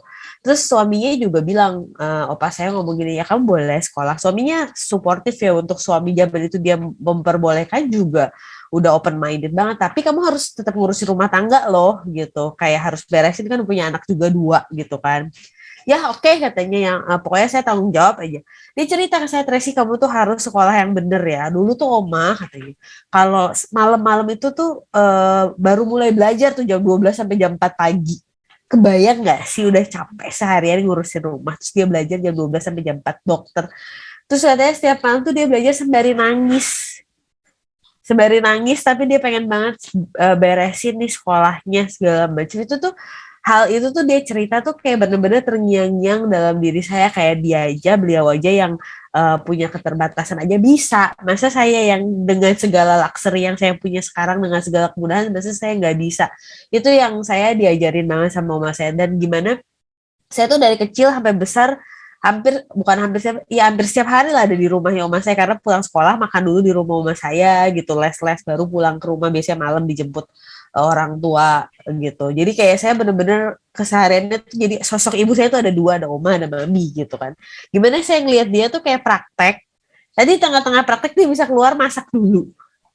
Jadi dia beresin kayak segala macam rumah tangganya dia beres gitu. Jadi kayak dia bener-bener multitasking banget gitu. Dia bisa macam-macam bahkan dia dokter gigi, dia ngurus rumah tangga, dia pernah buka restoran juga. Karena saya ngeliatin dia kayak semangatnya itu gitu. Itu yang nge-trigger saya jadi kayak bener-bener saya dari kecil ngeliatin dia tuh kayak wow banget gitu. Menurut saya tuh kayak wah oma saya ini tuh kayak Kartini di masanya, kayak Kartini buat saya juga gitu. Yang saya benar-benar belajar banyak lah dari oma saya. Dan dia selalu bilang sekolah yang setinggi-tingginya nih ya.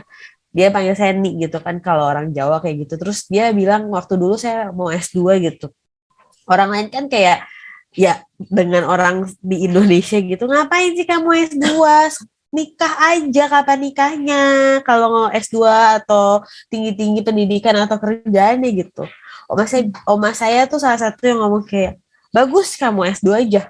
Kalau bisa sekolah yang tinggi sekalian gitu. Karena kayak belajar itu nggak pernah ada salahnya. Oma saya tuh sampai umur kayak 80-an itu tuh masih ikutan kayak seminar-seminar. Beliau sekarang udah almarhum, cuman waktu itu sampai umur 80-an awal tuh beliau masih ikutan seminar-seminar. Jadi kayak semangatnya itu tuh dia nggak pernah berhenti belajar dan selalu belajar itu yang saya banyak belajar banget sih dari oma saya. Terus itu tokoh yang bener-bener mami dan Roma saya itu yang saya lihat gitu. Luar biasa. Bahkan cerita Kak Tracy hari ini juga menginspirasi banyak orang tentang sosok Oma yang pembelajar, yang haus untuk hal-hal baru dan ilmu pengetahuan. Oke, sepertinya ada Kak Ernest yang akan bertanya. Kak Ernest silakan di-unmute. Oke, suara aku kedengaran jelas ya, Steph? Sudah. Oke. Silakan, Kak. Salam kenal Kak Margi dan Kak Tracy. Aku Ernest. Saat ini tinggal di Tangerang. Mungkin lebih ini agak-agak sharing dikit juga boleh kan ya, Steph? Boleh, silakan. Oke. Boleh. Dalam beberapa tahun belakangan ini, 3-4 tahun belakangan ini aku cukup tertarik dengan dunia social enterprise gitu. Nah, mungkin itu juga yang sedang mungkin ya Kak Margi ini salah satu contoh tokoh social enterprise Indonesia gitu. Karena ya aku tertarik di 2018 itu di 2017 di semester 1 kuliah ada dosenku yang ngejelasin tentang ada sebuah teknologi di India yang dia membantu menghubungkan antara petani dengan konsumen secara langsung. Mungkin sekarang udah di Indonesia udah banyak terkenal gitu, TaniHub, apapun itulah yang kita bisa belanja langsung melalui aplikasi ke petani gitu. Nah, itu yang menginspirasi aku, kok keren juga ya bisa mengangkat derajat hidup orang banyak juga. Dan selama ini kan juga itu yang menjadi masalah di Indonesia juga, mungkin di dunia perdagangan, pertanian gitu, memangkas rantai distribusi gitu yang terlalu panjang sehingga harganya jadi sangat-sangat tinggi di pasar gitu. Nah, terus ya semenjak itu aku mendalami dunia social enterprise, terus kemudian ya ikut lomba di kampus juga. Lombanya cuma lomba foto, tapi lomba fotonya lomba foto bersama tokoh social enterprise muda di Indonesia gitu waktu itu. Terus ya kan nggak mungkin juga kan aku lomba foto selfie doang, jadi cari tokoh muda social enterprise Indonesia terus foto selfie sama dia, kan konyol juga ya kalau misalnya datang cuma minta foto selfie. Akhirnya kan susun skema gimana, ya udah wawancara lah, sekaligus wawancara terus cari tahu maksudnya waktu itu yang kebetulan aku wawancara adalah Kak Billy Mambrasar dan Kak Fikra Ijaz. Billy Mambrasar itu CEO-nya Kitong Bisa yang sekarang juga jadi staf sus presiden gitu. Terus Kak Fikra Ijaz itu CPO-nya kitabisa.com gitu. Terus ya dari situ semakin mendalami, akhirnya tanpa sengaja di 2019 itu ketemulah lagi nonton TV terus lihat ada channel di Berita Satu bahas tentang bisnis apa gitu, terus menarik. Ada sosok perempuan terus yang rambutnya agak keriting-keriting, terus kayak kayak menarik nih. Terus aku nahan, Pak jangan diganti dulu channelnya gitu, aku menonton gitu. Karena semenjak aku kenal dunia social enterprise, maksudnya aku jadi pengen tahu siapa aja sih orang-orang yang bergerak di dunia social enterprise dan mereka tuh bergeraknya seperti apa sih gitu. Apa aja sih yang mereka jual atau apa sih mereka lakukan gitu. Terus nah yang aku lihat itu perempuan itu adalah Kak Hana Keraf. Hana Keraf mungkin cukup familiar lah di kalangan para perempuan-perempuan hebat di Indonesia itu. Salah satu foundernya dari Duanyam, dan dari situlah aku memberanikan diri untuk coba DM langsung gitu. Ya sekarang orang paling gampang di-reach itu lewat Instagram gitu kan. Jadi ya udah DM aja langsung, memberanikan diri reach lewat Instagram. Ya kenalan aja, ya seolah-olah Kak aku cukup tertarik di dunia ini gitu. Pengen belajar dari kakak segala macam gitu. Dan wow, ternyata responnya juga cukup wow sekali gitu, kaget juga. Wah, responnya baik gitu. Terus dan malah aku ditawarin untuk kamu kalau mau magang aja nih di Duanyam gitu segala macam. Terus wah, gila, langsung ditawarin magang gitu kan. Terus ya udah akhirnya ya benar aku waktu itu semester berikutnya aku langsung pas magang ya udah daftar magang di Duanyam itu. Dan ya kalau apa ya, ngomongin duanya itu sangat-sangat perempuan sekali gitu di dalamnya gitu. Maksudnya ya co-foundernya, founder segala macam semuanya itu perempuan, yang diberdayakan pun perempuan, terus ya semuanya sangat-sangat. Jadi aku di dalam situ sangat belajar banyak, terutama tentang pemberdayaan perempuan gitu. Dan yang aku lihat ya memang sosok-sosok Kartini itu ya mungkin seperti Kak Margi, Kak Tracy, Kak Hana Keraf, Kak Azalia Ningtyas juga Kak, dan semua, dan salah satu juga yang aku kenal juga ada Kak Stella Nau. Stella Nau itu mantan wartawan di Metro TV juga, dan sekarang membangun sedang membuat organisasi yang namanya NTT Muda. Jadi memanfaatkan anak-anak NTT untuk ya bisa belajar. Maksudnya kalau anak-anak NTT ada yang mau belajar ke luar negeri itu bisa sharing juga di NTT Muda gitu.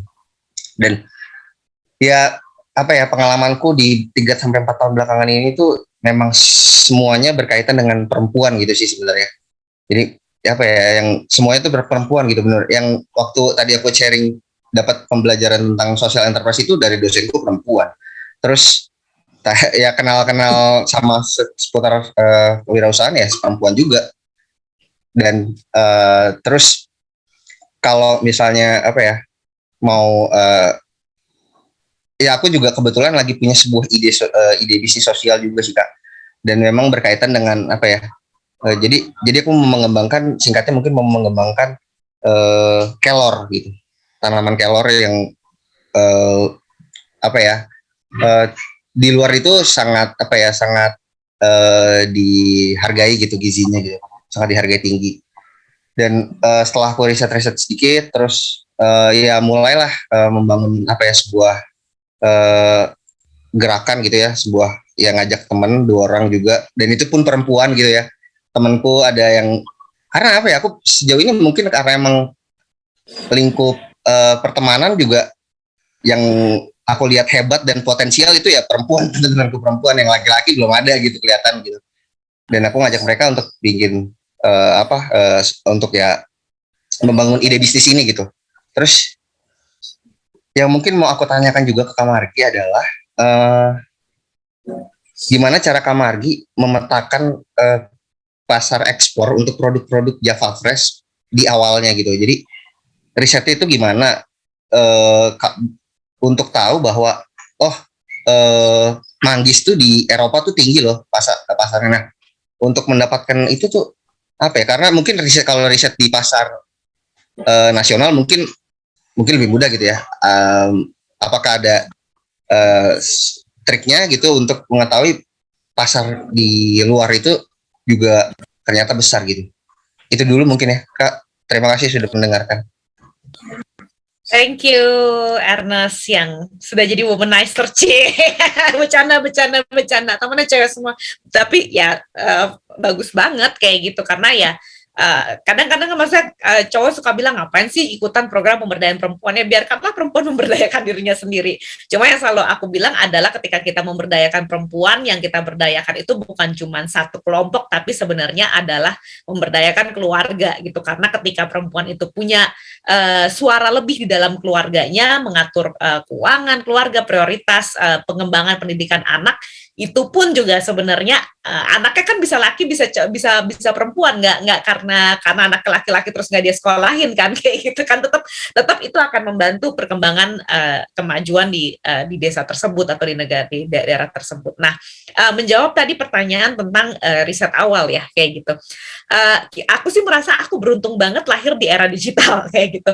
Kebayang nggak kalau misalnya kita nggak punya internet gitu, berarti kan untuk aku mengetahui bahwa di pasar itu ada buah manggis, kami harus pergi naik pesawat gitu kan ya, transit sekali, harganya mahal, nyampe terus kita nggak ada Google Map gitu kan, jadi kita harus cari-cari pasarnya tuh di mana, terus lihat-lihat, terus oke, setelah ketemu mesti minta nomor teleponnya, terus nanti ditelepon lagi, teleponnya juga interlokal, mahal dan sebagainya. Kita beruntung kita lahir di dunia internet gitu. Hal yang pertama sekali waktu itu benar-benar aku lakukan adalah ketika kita kayaknya manggis bisa nih gitu, ya benar-benar Google gitu, Google sahabatku gitu kan ya, manggis sentra Indonesia, ekspor manggis Indonesia, Jawa Barat manggis dan sebagainya. ketika kita mencari pasar ekspor pun sebenarnya hal yang sama yang kita lakukan. Jadi kita benar-benar berusaha ngulik sebanyak-banyaknya informasi-informasi yang ada di internet yang sangat banyak.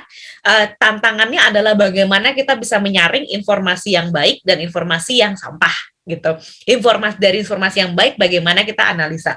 Hampir semua informasi, mau riset, mau kontak orang-orang, kontak dan sebagainya, mau pasar di mana dan sebagainya, itu sebenarnya ada kok di internet gitu. Hanya memang nggak bisa 1 kali 2 kali search gitu. Nggak bisa cuma ngeklik halaman pertamanya doang misalnya, atau link pertamanya doang. Memang harus ada kombinasi keyword dan sebagainya yang ya emang ngulik gitu. Jadi bukan mantan pacar aja yang dikulik gitu. Karena maksudnya ya ini harus benar-benar kita tahu sampai ujung ke ujungnya seperti itu. Nah, dari hasil riset itu kita ketemu waktu itu adalah kalau di Prancis, di Paris ada namanya pasar buah-buahan namanya Rungis. Nah, Rungis ini adalah hubnya untuk Eropa Barat lah seperti itu. Jadi pasar yang kayak pasar induk, kayak Keramat Jati, tapi berkali-kali lipat lebih besar seperti itu. Nah, disitulah kita masuk lagi orang-orang yang tinggal di Rungis ini atau yang bekerja di Rungis ini, itu orang-orangnya kayak gimana sih seperti itu, punya forum nggak sih? Ternyata mereka kayak punya forum gitu, forum kalau ya kita Kaskus gitu ya, gitu semacam itu, tapi untuk buah-buahan kayak gitu, untuk barang-barang segar seperti itu. Nah, yang kita lakukan waktu itu ya kita listening, kita lihat gitu. Ada yang nanya apa, ada yang punya manggis nggak sih gitu, misalnya kayak gitu nih, ini bulan segini ya nggak ada lah gitu kan, soalnya Thailand kan akhir musimnya cuma sampai Agustus misalnya kayak gitu. Gitu kemarin ditawarin nggak mau, ya siapa lah, itu kan summer. Masa kita listening, kita dengar semua pembicaraan itu. Nah, dari situ kita akhirnya kemudian masuknya ke analisa itu bahwa ternyata ada kebutuhan untuk manggis karena ada yang minta, ada yang nyari, tapi barangnya nggak ada karena itu musiman seperti itu. Hasil-hasil risetnya tidak selalu berakhir positif ya. Ada hasil-hasil riset yang kemudian kita mengambil kesimpulan, wah sulit nih untuk produk ini misalnya seperti itu karena palet rasanya nggak disukai sama orang Eropa, misalnya seperti itu gitu, karena manis doang, orang Eropa tuh sukanya manis asem gitu, karena elemen asem itu yang membuat buah-buah eksotis itu jadi berbeda dengan buah, misalnya apel itu kan manis gitu kan ya, jeruk-jeruk mereka manis, ceri mereka manis dan sebagainya, jadi justru manis asem itu elemen yang mereka suka. Ada yang hal-hal yang kemudian kita berakhir bahwa wah ini nggak prospek, atau misalnya kalaupun harus ada potensinya, tapi effort marketing atau biaya pemasaran yang harus kita masukkan menjadi sangat besar dan mungkin kita belum siap untuk investasi itu, seperti itu. Jadi kalau buat aku sih sebenarnya hal yang pertama kali itu adalah riset, ya dari online lah seperti itu gitu. Kita bisa mulai dari situ. Yang kedua kemudian yang banyak membantu aku juga adalah ikut pameran. Nggak harus kita sebagai exhibitor, tapi sebagai visitor. Cari tahu untuk industri yang kita jalankan itu pameran paling penting apa yang ada. Yang ada gitu. Kalau kita di buah-buahan yang paling gedenya itu di Berlin gitu, konferensi buah-buahan dunia gitu. Yang kedua di Asia, biasanya di Hong Kong, tahun ini pindah ke karena Hong Kong lagi banyak penutupan, pindah ke Bangkok. Ya kita datang di situ. Ya sekedar lihat aja ambience-nya seperti apa, negara lain tuh naruhnya buah apa, mereka orang-orangnya seperti apa. Maka kita akan jauh lebih bisa memahami kira-kira situasi itu seperti apa. Buat aku salah satu kesalahan terbesar yang banyak dilakukan oleh orang-orang yang mencoba masuk pasar ekspor adalah memaksakan produk mereka kepada audiens seperti itu. Saya punya rendang level 10 enak banget kayak gitu, mau jual ke Finlandia gitu, padahal Finlandia gitu, jangankan level 10, level 1 aja udah diare gitu kan, misalnya kayak gitu, ya level 10, ya nggak laku lah barangnya gitu kan, tapi rendang saya enak, iya enak, tapi buat siapa? Nah itu, jadi buatku adalah punya empati terhadap audiens, punya empati terhadap siapa konsumen kita, seleranya seperti apa, pain point-nya itu seperti apa, itu akan sangat membantu kita untuk bisa memasarkan produk yang tepat, kayak gitu. Itu sih kalau dari saranku, Ernest. Moga-moga menjawab. Sangat menjawab, Pak. Siap. Thank you, Bang Marji. Good luck ya bisnisnya ya. Oke, thank you. Mungkin nanti bisa kontak-kontak atau ngobrol-ngobrol lagi kayak. Boleh. Siap. DM-an bisa. Oke. Thank you, Kak. Sama-sama. Thank you. Kak Ernest pertanyaannya. Wow, keren banget Kak. Dari yang aku simpulkan, Kak Margi, berarti beberapa caranya itu tentang bagaimana kita mendekati komunitas ya Pak, di dalam waktu Ya, merintis itu, lalu ada empathy map di sana, bagaimana cara melihat pain point-nya, dan kita tuh lebih ke banyak ke aksi untuk riset, pameran. Oke. benar banget. Nah, apakah teman-teman yang lain ingin bertanya juga? Mungkin masih malu-malu, bisa tulis di kolom chat. Oke, sepertinya teman-teman di sini masih pada memperhatikan kan ya? Masih hidup kan ya, kita nggak ditinggal pacaran kan ya? Iya, Ditinggal iya. pacaran lagi. Malam minggu ya, Kak Margi ya. Oh, Oke. oh masih. Masih. Oke, kalau nggak ada yang tanya, aku mau kasih pertanyaan lagi. Nah, menurut Kak Tracy dan Kak Margi, keprihatinan terbesar untuk, ya mungkin tadi sempat disinggungkan juga Kak Tracy di sela-sela kita berdiskusi terhadap Kartini muda yang ada di Indonesia secara khusus, mungkin juga setelah terjun langsung ke bisnis dan ke karya masing-masing. Apa sih Kak yang prihatinan yang paling dirasa dan paling gundah lah untuk kami Kartini-Kartini masa kini? Saya dulu nih Silakan jawab. Kak Tracy. Iya. Oke. Kalau menurut saya sih yang menjadi perhatian adalah sebenarnya apa yang membatasi Kartini-Kartini ini adalah kita sendiri gitu. Jadi misalkan nih stigma-stigma bahwa harus menikah muda, misalkan umur berapa, itu tuh kayak kita sendiri yang membuat pembatasan-pembatasan itu gitu. Walaupun ya memang lingkungannya memang kayak banyak pertanyaan-pertanyaan seperti itu. Jadi menurut saya sih yang harus diterapkan nih kepada teman-teman semua yang di sini mungkin Kartini-Kartini muda adalah jangan membatasi diri sendiri gitu. Jangan membatasi dengan umur tertentu harus udah nyampe mana atau ngapain atau gimana. Terus juga jangan banding-bandingin diri kita sama orang lain juga karena setiap orang punya time zone-nya masing-masing. Setiap orang punya jalannya masing-masing. Mungkin kita sekarang lebih lambat, nggak tahu kita nanti gimana. Tapi anyway, yang penting kan membandingkan sama diri kita sendiri kan ya, yang hari ini lebih baik daripada kemarin gitu. Itu sebenarnya harus diperhatikan gitu. Jadi bukan membanding-bandingkan sama yang lain juga. Terus ya itu sih kalau misalkan saya sih selalu punya moto kayak gini ya, kayak bercita-citalah setinggi langit. Kalau nggak nyampe pun masih nyampe kawan awan. Tapi kalau kamu udah bercita-cita rendah nih, nggak nyampe nyungsruk di tanah gitu. Jadi kayak hal-hal seperti itu lah. Kamu jangan kayak punya stigma dan apa ya, maksa ya saya tuh harus kayak gini ya sebelum umur 30 saya harus ngapain aja nih kayak gitu-gitu. Jangan punya kayak pembatasan kayak gitu, yang tahu itu cuma Tuhan lah. Kita nggak akan tahu tuh kayak gitu-gitu gitu. Jadi kayak jalanin aja sebaik yang kalian bisa, nikmati aja yang bisa kalian nikmati. Kalau misalkan kalian belum nyampe suatu tujuan ya udah nikmati aja yang kalian punya sekarang gitu. Mungkin yang sekarang ini untuk mempersiapkan kalian di masa yang akan datang gitu. Terus enjoy the process. Dan yang paling penting adalah tetap konsisten sih sama apa yang kita kerjakan, daripada ngelihat wah saya pengen jadi bilioner sebelum umur 30. Kalau kata saya lebih ke arah kayak konsistenlah mengerjakan yang kecil-kecil secara terus-menerus, mau susah mau gampang, pas jatuh pas bangun, tapi kita tetap everyday ada growth, walaupun itu 1%, 0,5%, whatever, tapi kita punya growth dan kita tahu. Dan kapan saatnya kita istirahat, ya istirahat aja gitu, nggak apa-apa. Kayak karena kan sekarang kan budaya hustle banget, kayaknya semua orang harus sibuk gitu. Aku tuh sering kok kayak ada masanya capek banget minggu ini gitu, kayak segala macam. Pokoknya weekend nggak mau ngapa-ngapain, nggak mau mikir, cuman kayak santai-santai nonton Netflix, nonton K-drama, whatever. Pokoknya lakukan kegiatan yang nggak penting, baca buku yang romance-romance gitu untuk kayak menetralisirkan kayak pikiran. Jadi kayak ngapain juga serius terus gitu, semua orang juga nggak mungkin hidupnya selalu serius gitu ya. Pasti kita perlu waktu buat having fun gitu. Kayak bohong lah kalau misalkan kalian lihat di sosial media kayak on the weekend dia baca buku berpengetahuan, on the weekday dia hustle dari pagi sama malam. Saya yakin itu paling cuma 1% dan itu orang workaholic banget, dan menurut saya itu kayak suatu berbahaya lah kayak gitu. Pada dasarnya orang-orang nggak kayak gitu lah gitu.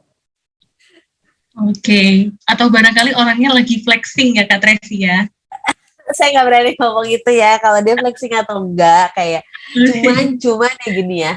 Satu lagi mungkin saya nambahin sedikit, apa ya, saya nggak percaya sama segala sesuatu yang sifatnya instan, kayak cepat berhasil cepat. Saya nggak percaya itu gitu. Buat saya, walaupun pengalaman saya yang terbatas ini gitu ya, semua itu butuh proses.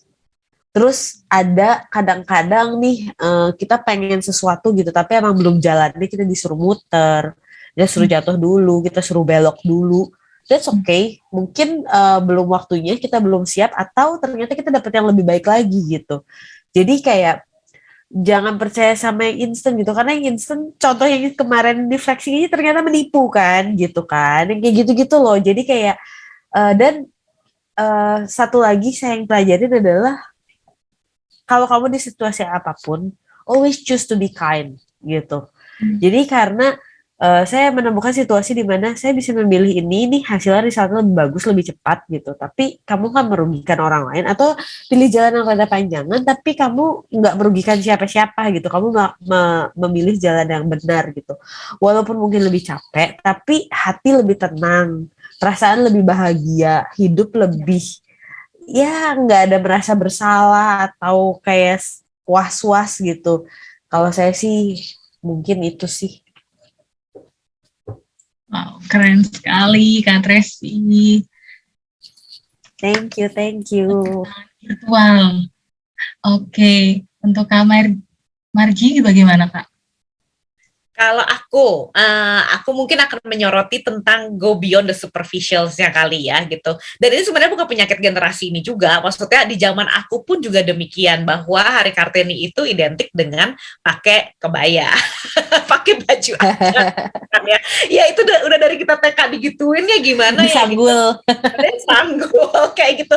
Yang sangat jauh sekali sebenarnya dari nilai-nilai kekartinian gitu. Jadi kadang-kadang aku suka ngelihat kita go for the celebrations gitu di Instagram, di TikTok gitu kan ya, happy ya, selamat Hari Kartini gitu kan, dan cantik gitu kan, terus pakai kebaya gitu, selfie ya kayak gitu, cute stuff gitu, bagus sih, cuman itu yang superficial gitu kan, dan akhirnya itu yang kemudian menurutku mengubur nilai-nilainya, si nilai-nilai Kartini seperti itu.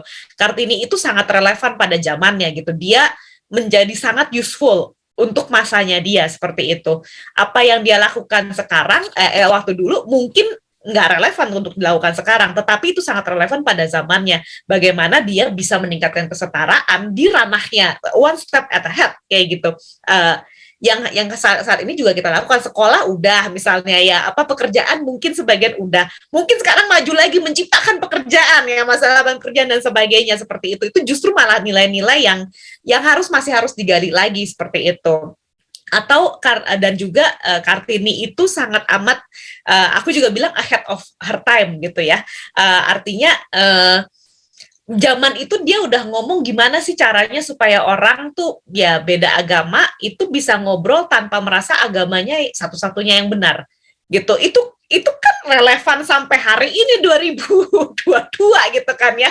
Di saat itu dia menjadi kegelisahannya dia pada masa itu gitu. Nah, itu yang sebenarnya justru harus jadi pergumulannya teman-teman dari generasi ya, generasi kita sebenarnya gitu. Aku pun juga punya tanggung jawab yang sama gitu, bagaimana conversationsnya itu dilepas dari sekedar ya tampil cantik dan pakai kebaya gitu, dan masuk kepada isu-isu yang sangat relevan pada masa ini dan juga prediksi pada masa depannya kayak gitu sih gitu. Jadi aku akan lebih senang melihat quotes-quotesnya Kartini gitu ya, atau pemikiran Kartini dibahas di sosial media daripada sanggulan gitu. Oke. Tapi waktu Hari Kartini Kak Margi berarti nggak pakai kebaya? Loh, Kak Tracy di sini hari ini nggak pakai baju adat tapi Kartini loh, gitu kan maksudnya? Iya. That's the point gitu kan? Iya. Kartini dengan perannya masing-masing. Okay. Betul. Ngomong-ngomong soal baju adat itu, aku tuh masih loh sampai playgroup. Terus kayak kan kita disuruh itu yang fashion show itu kan. Terus kayak aku tuh udah pusing banget kepengen disanggul anak kecil playgroup. Terus aku nangis dijebol rambutnya sebelum fashion show. Gak jadi. Mami aku sampai kayak oh my god susah-susah kayak dijebol rambutnya sebelum fashion show. Coba dobrak. Iya karena kan aku nggak suka tuh kayak banyak-banyak apa di rambut kan pusing tuh ya. Terus sama aku tuh kayak sebelum mulai kayak nangis terus aku tarik si rambutnya kan kayak ini bohongan kan. Intermezzo. So, oke. Sejak kecil sudah belajar menggunakan baju ini ya Kak, baju adat. Aku tuh Sampai tomboy sekarang. waktu kecil. Kayak mainnya sama cowok, mainannya tuh kayak main cowok. Jadi tuh nggak suka kayak yang cantik-cantik kayak rok-rokan gitu tuh kayak nggak tahan gitu dipakai lama-lama di dandan itu nggak tahan.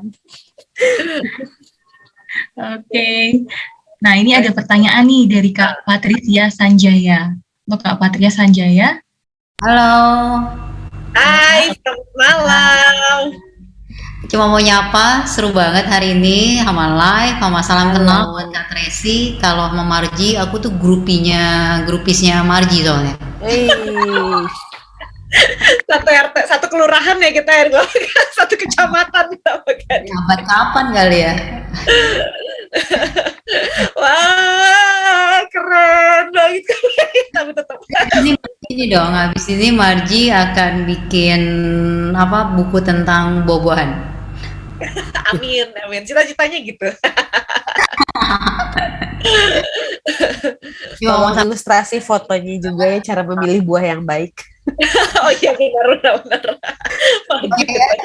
oh, Itu penting banget nanti bawa-bawa ke supermarket gitu ngeliat oh ini yang baik gitu. Ibu saya ngajarin saya, adik saya yang cowok, dia bilang, adik saya nanya ke ibu saya, gimana sih cara bedain buah di supermarket? Misalnya buah gitu kan, kita lagi di supermarket, terus dia bilang, gampang.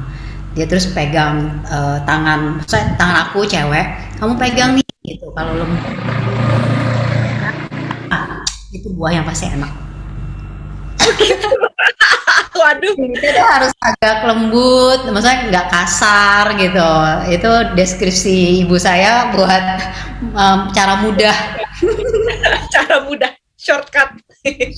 gitu kan untuk kayaknya ini cukup manis gitu. Nggak tahu bener nggak sih? Ngaruh nggak sih luar sama dalam? Kalau luarnya kayak mulus, ngaruh nggak? Ngaruh sih, ada ngaruhnya sih gitu. Cuman kayak misalnya manggis yang kayak gitu, justru biasanya kalau kita nyarinya dalamnya bagus ya gitu, itu yang lebih burik biasanya lebih manis. Oke. Karena yang burik itu berarti dia didekati serangga kayak gitu pada saat tumbuhnya. Jadi Cuma nggak cantik emang. dari sampul bukunya itu berlaku buat si buah manggis gitu ya. Kak Patricia ini juga ini loh apa salah satu Kartini idolaku. Aku pernah ikut di kelas Seneng nih ketemu banyak Kartini. Karena banget nggak harus ya maksudnya nggak harus hari-hari khusus gitu.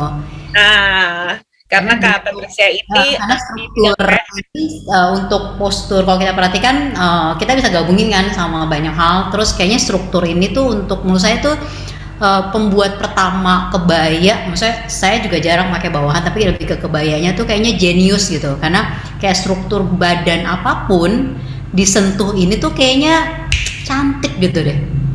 Bener gak sih? Ya langsung anggun gitu ya gimana ya? Karena strukturnya ini bisa dapet gitu. Karena kan emang cenderungan badan Indonesia itu kan agak montok gitu kan. Jadi kalau pakai bulat, maksudnya agak sensual gitu, agak berisi gitu kan. Jadi kalau pakai ini tuh dia terlihat lebih pas sih. Karena saya pernah tes pakai baju ini buat struktur yang barat itu memang jauh gitu beda. Jadi sangat sih pembuat baju tradisional itu nasional terutama itu sangat keren sih. Kak Patricia ini pendiri sebuah desain school. Cerita dong. Gitu Desain makanya school banyak apa banget nih? soal fashion Desain dan school apa, Kak? desain. Oh, saya bidang bisa klik sama Marji karena pada dasarnya aku punya ketertarikan di SDM. Jadi kalau ngomong tentang manusia, cewek atau cowok gitu tuh kayaknya sangat menyenangkan gitu. Jadi karena latar belakang saya fashion design, terus saya ngerasa karena saya mulainya setelah saya kuliah tuh saya ngeliat gemes gitu, apa namanya, fashion industri di dulu yang saya lihat di awal itu tuh lebih ke perayaan gitu. Terus apa kayak orang fashion show hebat diliput bla bla bla gitu. Tapi kalau kita lihat di belakangnya berapa orang sih yang bisa hidup dari, kan menyedihkan ya, kuliah mahal-mahal terus kerja keras segala macam, tapi maksudnya kesannya kayak hebat banget masuk di pemberitaan segala macam, tapi nggak berbanding lurus gitu untuk diri sendiri gitu. Terus karena ada kegelisahan itu, jadi aku dan partner bikin tempat belajar gitu sih. Jadi kalau ngomongin orang, tadi kayak dengar Marji cerita tentang bagaimana dia pendekatan dengan orang-orang di kampung gitu kan, untuk apa tadi istilahnya kayak yang bungkus-bungkus segala macam, itu tuh langsung ngeklik gitu, kayak iya, maksudnya ada hal-hal humanis itu yang menarik gitu. Aku juga suka ajak Marji karena kami juga bikin trend forecast di fashion dan bidang lain gitu. Jadi kadang-kadang butuh insight dari banyak bidang, karena kan baju ini kan nggak cuma pakaian kan, ada pola pikir, ada bagaimana orang memilih baju, kan ada hubungannya dengan latar belakang segala hal gitu. Jadi suka kontak Marji untuk dapat angle yang berbeda gitu. Makanya hari ini seneng banget kenalan sama Kak Tracy juga, sama live juga gitu. Karena kan semakin banyak sudut yang berbeda akan bikin kalau saya jadi lebih kaya gitu. Terima kasih. Oke, Thank you. barangkali tahun depan Kak Patricia bisa jadi ini ya salah satu pembicara Ya live ya. dong, harus ditagih. Langsung di-tag nih. Jangan aku lagi kan. Bosan. Kayaknya nggak ada habisnya kalau sama Marji tuh, kayaknya udah semalam suntuk tuh, cerita nggak pernah habis kayaknya. Calon dalang. Thank you Kak Patricia. Oke. Nanti kita saling follow-followan ya teman-teman. Saling berbagi. Iya, saya nggak punya akun pribadi, aku punyanya akun studio. Sudah di follow. Videonya harus follow. Seru. Seru banget malam hari ini. Nggak kerasa kita sudah sampai di jam 9 ya teman-teman. Dan seperti kata Kak Patricia tadi, baik itu ngobrol sama Kak Marji, Kak Tracy, sampai lupa waktu. Oke. Sekarang kita akan menutup di sesi talk show malam hari ini. Baik, Stephanie akan menutup sebuah kesimpulan. Kesimpulan malam talk show tentang Kartini in the New Normal. Ternyata peluang itu sesuatu yang dibuat dan dekat dengan diri kita secara keseharian. Seperti Kak Marji dan Kak Tracy dalam kegelisahan yang dia miliki. Dan sosok perempuan ataupun pria masing-masing memiliki karakteristik yang saling melengkapi. Bahkan memberdayakan perempuan juga itu adalah memberdayakan keluarga, melahirkan kesempatan baru, dan untuk berkembang di dalam segala aspek kehidupan. Baik, selanjutnya adalah closing statement untuk kedua pembicara, baik Kak Tracy dan Kak Marji. Mungkin bisa dimulai dari Kak Marji. Waduh, apa ya, udah dirangkum dengan penuh gitu ya sama Stephanie tadi gitu. Ya aku cuman akan pesan aja gitu sama teman-teman gitu ya, bahwa ya hari ini kita bicara tentang Kartini gitu, yang hidupnya jauh gitu sebelum kita, seperti itu. Tetapi nilai itu nggak pernah out of dates gitu kalau menurut aku. Apa yang jadi concern Kartini di masa lalu akan tetap ada relevansinya di masa sekarang. Yuk kita lihat lagi dan seberapa yang kita bisa, terlepas kita jadi cewek, jadi cowok dan sebagainya, untuk mengambil tempat kita, be useful dan juga be ahead of our time. Thank you. Wow. Silakan Kak Tersi. Jadi pengen kopas aja. Sebenarnya apa ya, bingung juga kalian penutup bersama kayak Kak Margi udah diomongin. Cuman ya mungkin pesan buat titip buat teman-teman semua supaya tidak membatasi diri kita, kayak selalu mau explore, selalu mau terbuka untuk belajar. Itu salah satu way of survive kayak apalagi di zaman sekarang ini gitu. Dan selalu open minded, dan yang paling penting saya selalu bilang dimanapun saya lagi bicara, always choose to be kind. Gitu dari saya. Wow, ayo teman-teman kita kasih tepuk tangan virtual untuk dua pembicara kita hari ini. Oke. Luar biasa sekali. Ya, Stefani, saya ikut nimbrung ya. Oh iya, silakan Bang. Luar biasa kedua narasumber kita, Kak Margi dan Kak Tracy ya. Benar-benar menginspirasi betul-betul Kartini zaman now ya. Kartini in the new normal kita bilang ya. Dengan nilai-nilai, dengan kepemimpinan mereka begitu ya, yang otentik, yang sesuai dengan karakter diri masing-masing gitu ya. Bukan mengcopy yang lain, dan juga betul-betul menginternalisasi nilai-nilai dan perjuangan Kartini ya, yang relevan dengan zaman sekarang. Artinya Kartini, semangat Kartini, perjuangan Kartini itu bukan sesuatu yang kuno, bukan sesuatu yang hanya diselebrasi dengan yang tadi superficial atau apa ya, tetapi nilai-nilai itu betul-betul dihidupi dan betul-betul menjadi Kartini zaman sekarang yang memperjuangkan semuanya, bahwa perempuan itu ya bisa berkontribusi besar dan tidak kalah atau tidak perlulah dibandingkan dengan laki-laki, meskipun di dalam dunia yang male-led gitu ya, yang dipenuhi oleh laki-laki, mereka berdua ini betul-betul tepat sekali pilihan komunitas live sebagai Kartini ya. Kartini pilihan komunitas live di 2022 ini untuk menginspirasi kita semua. Mereka menampilkan betul-betul dan meneruskan perjuangan Kartini sampai dengan hari ini ya. Dan semoga ini menginspirasi kita semua, menginspirasi teman-teman semua ya, untuk juga bisa menaruh seperti kata Tracy juga tadi ya, menaruh cita-citanya itu di setinggi langit, setinggi bintang gitu ya. Jadi kalau tergelincir sedikit masih di awal-awal lah gitu ya. Betul. Oke, thank you Kak Margi, Kak Tracy, Stefani. Ada foto bersama nggak ini? Oke, selanjutnya kita akan foto bersama. Kak Tracy, Kak Margi, Pak Engki. Mohon teman-teman, ada Kak Ita dan Pak John Sustantoso untuk mengaktifkan kamera.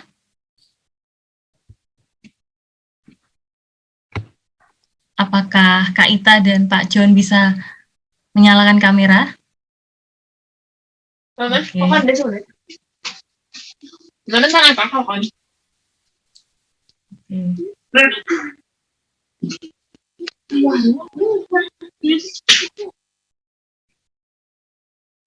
Oke, ya, baiklah kita mungkin langsung bergaya.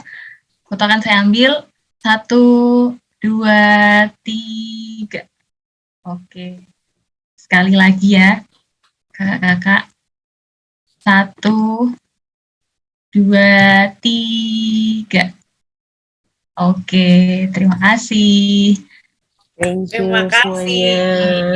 Semua. Ya. Thank you, Lanjut terus Kak. live.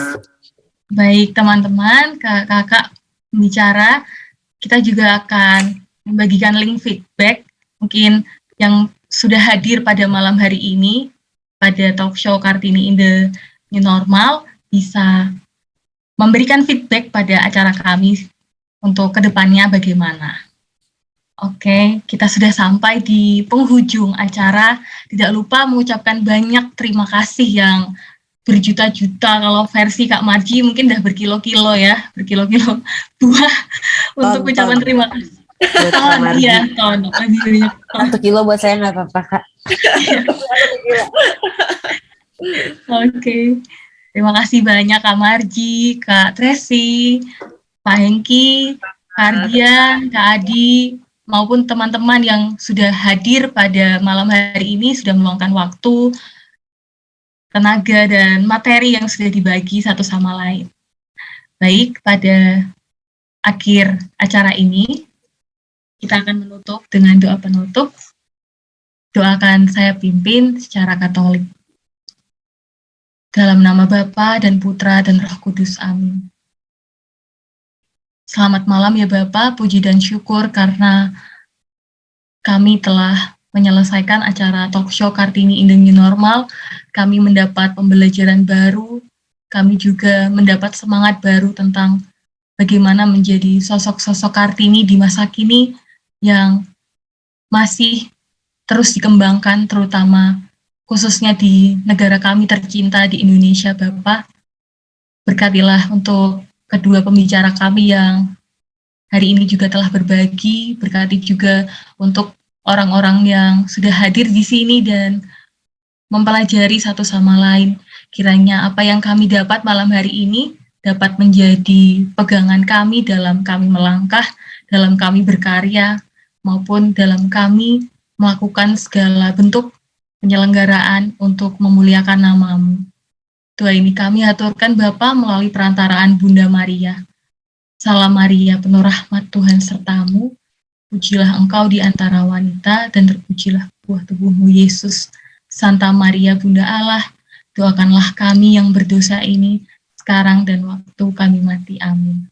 Dalam nama Bapa dan Putra dan Roh Kudus. Amin. Terima kasih. Terima kasih Kakak. Terima kasih semuanya. Pamit dulu. Selamat malam mingguan. Terima kasih semuanya. Happy weekend. Sehat-sehat Terima kasih Kak semuanya. Marji, Kak Tracy. Have a nice weekend ya. Ya, nice Terima weekend. kasih. Kak Patricia, salam kenal juga. Salam kenal Kak Pak Hengki.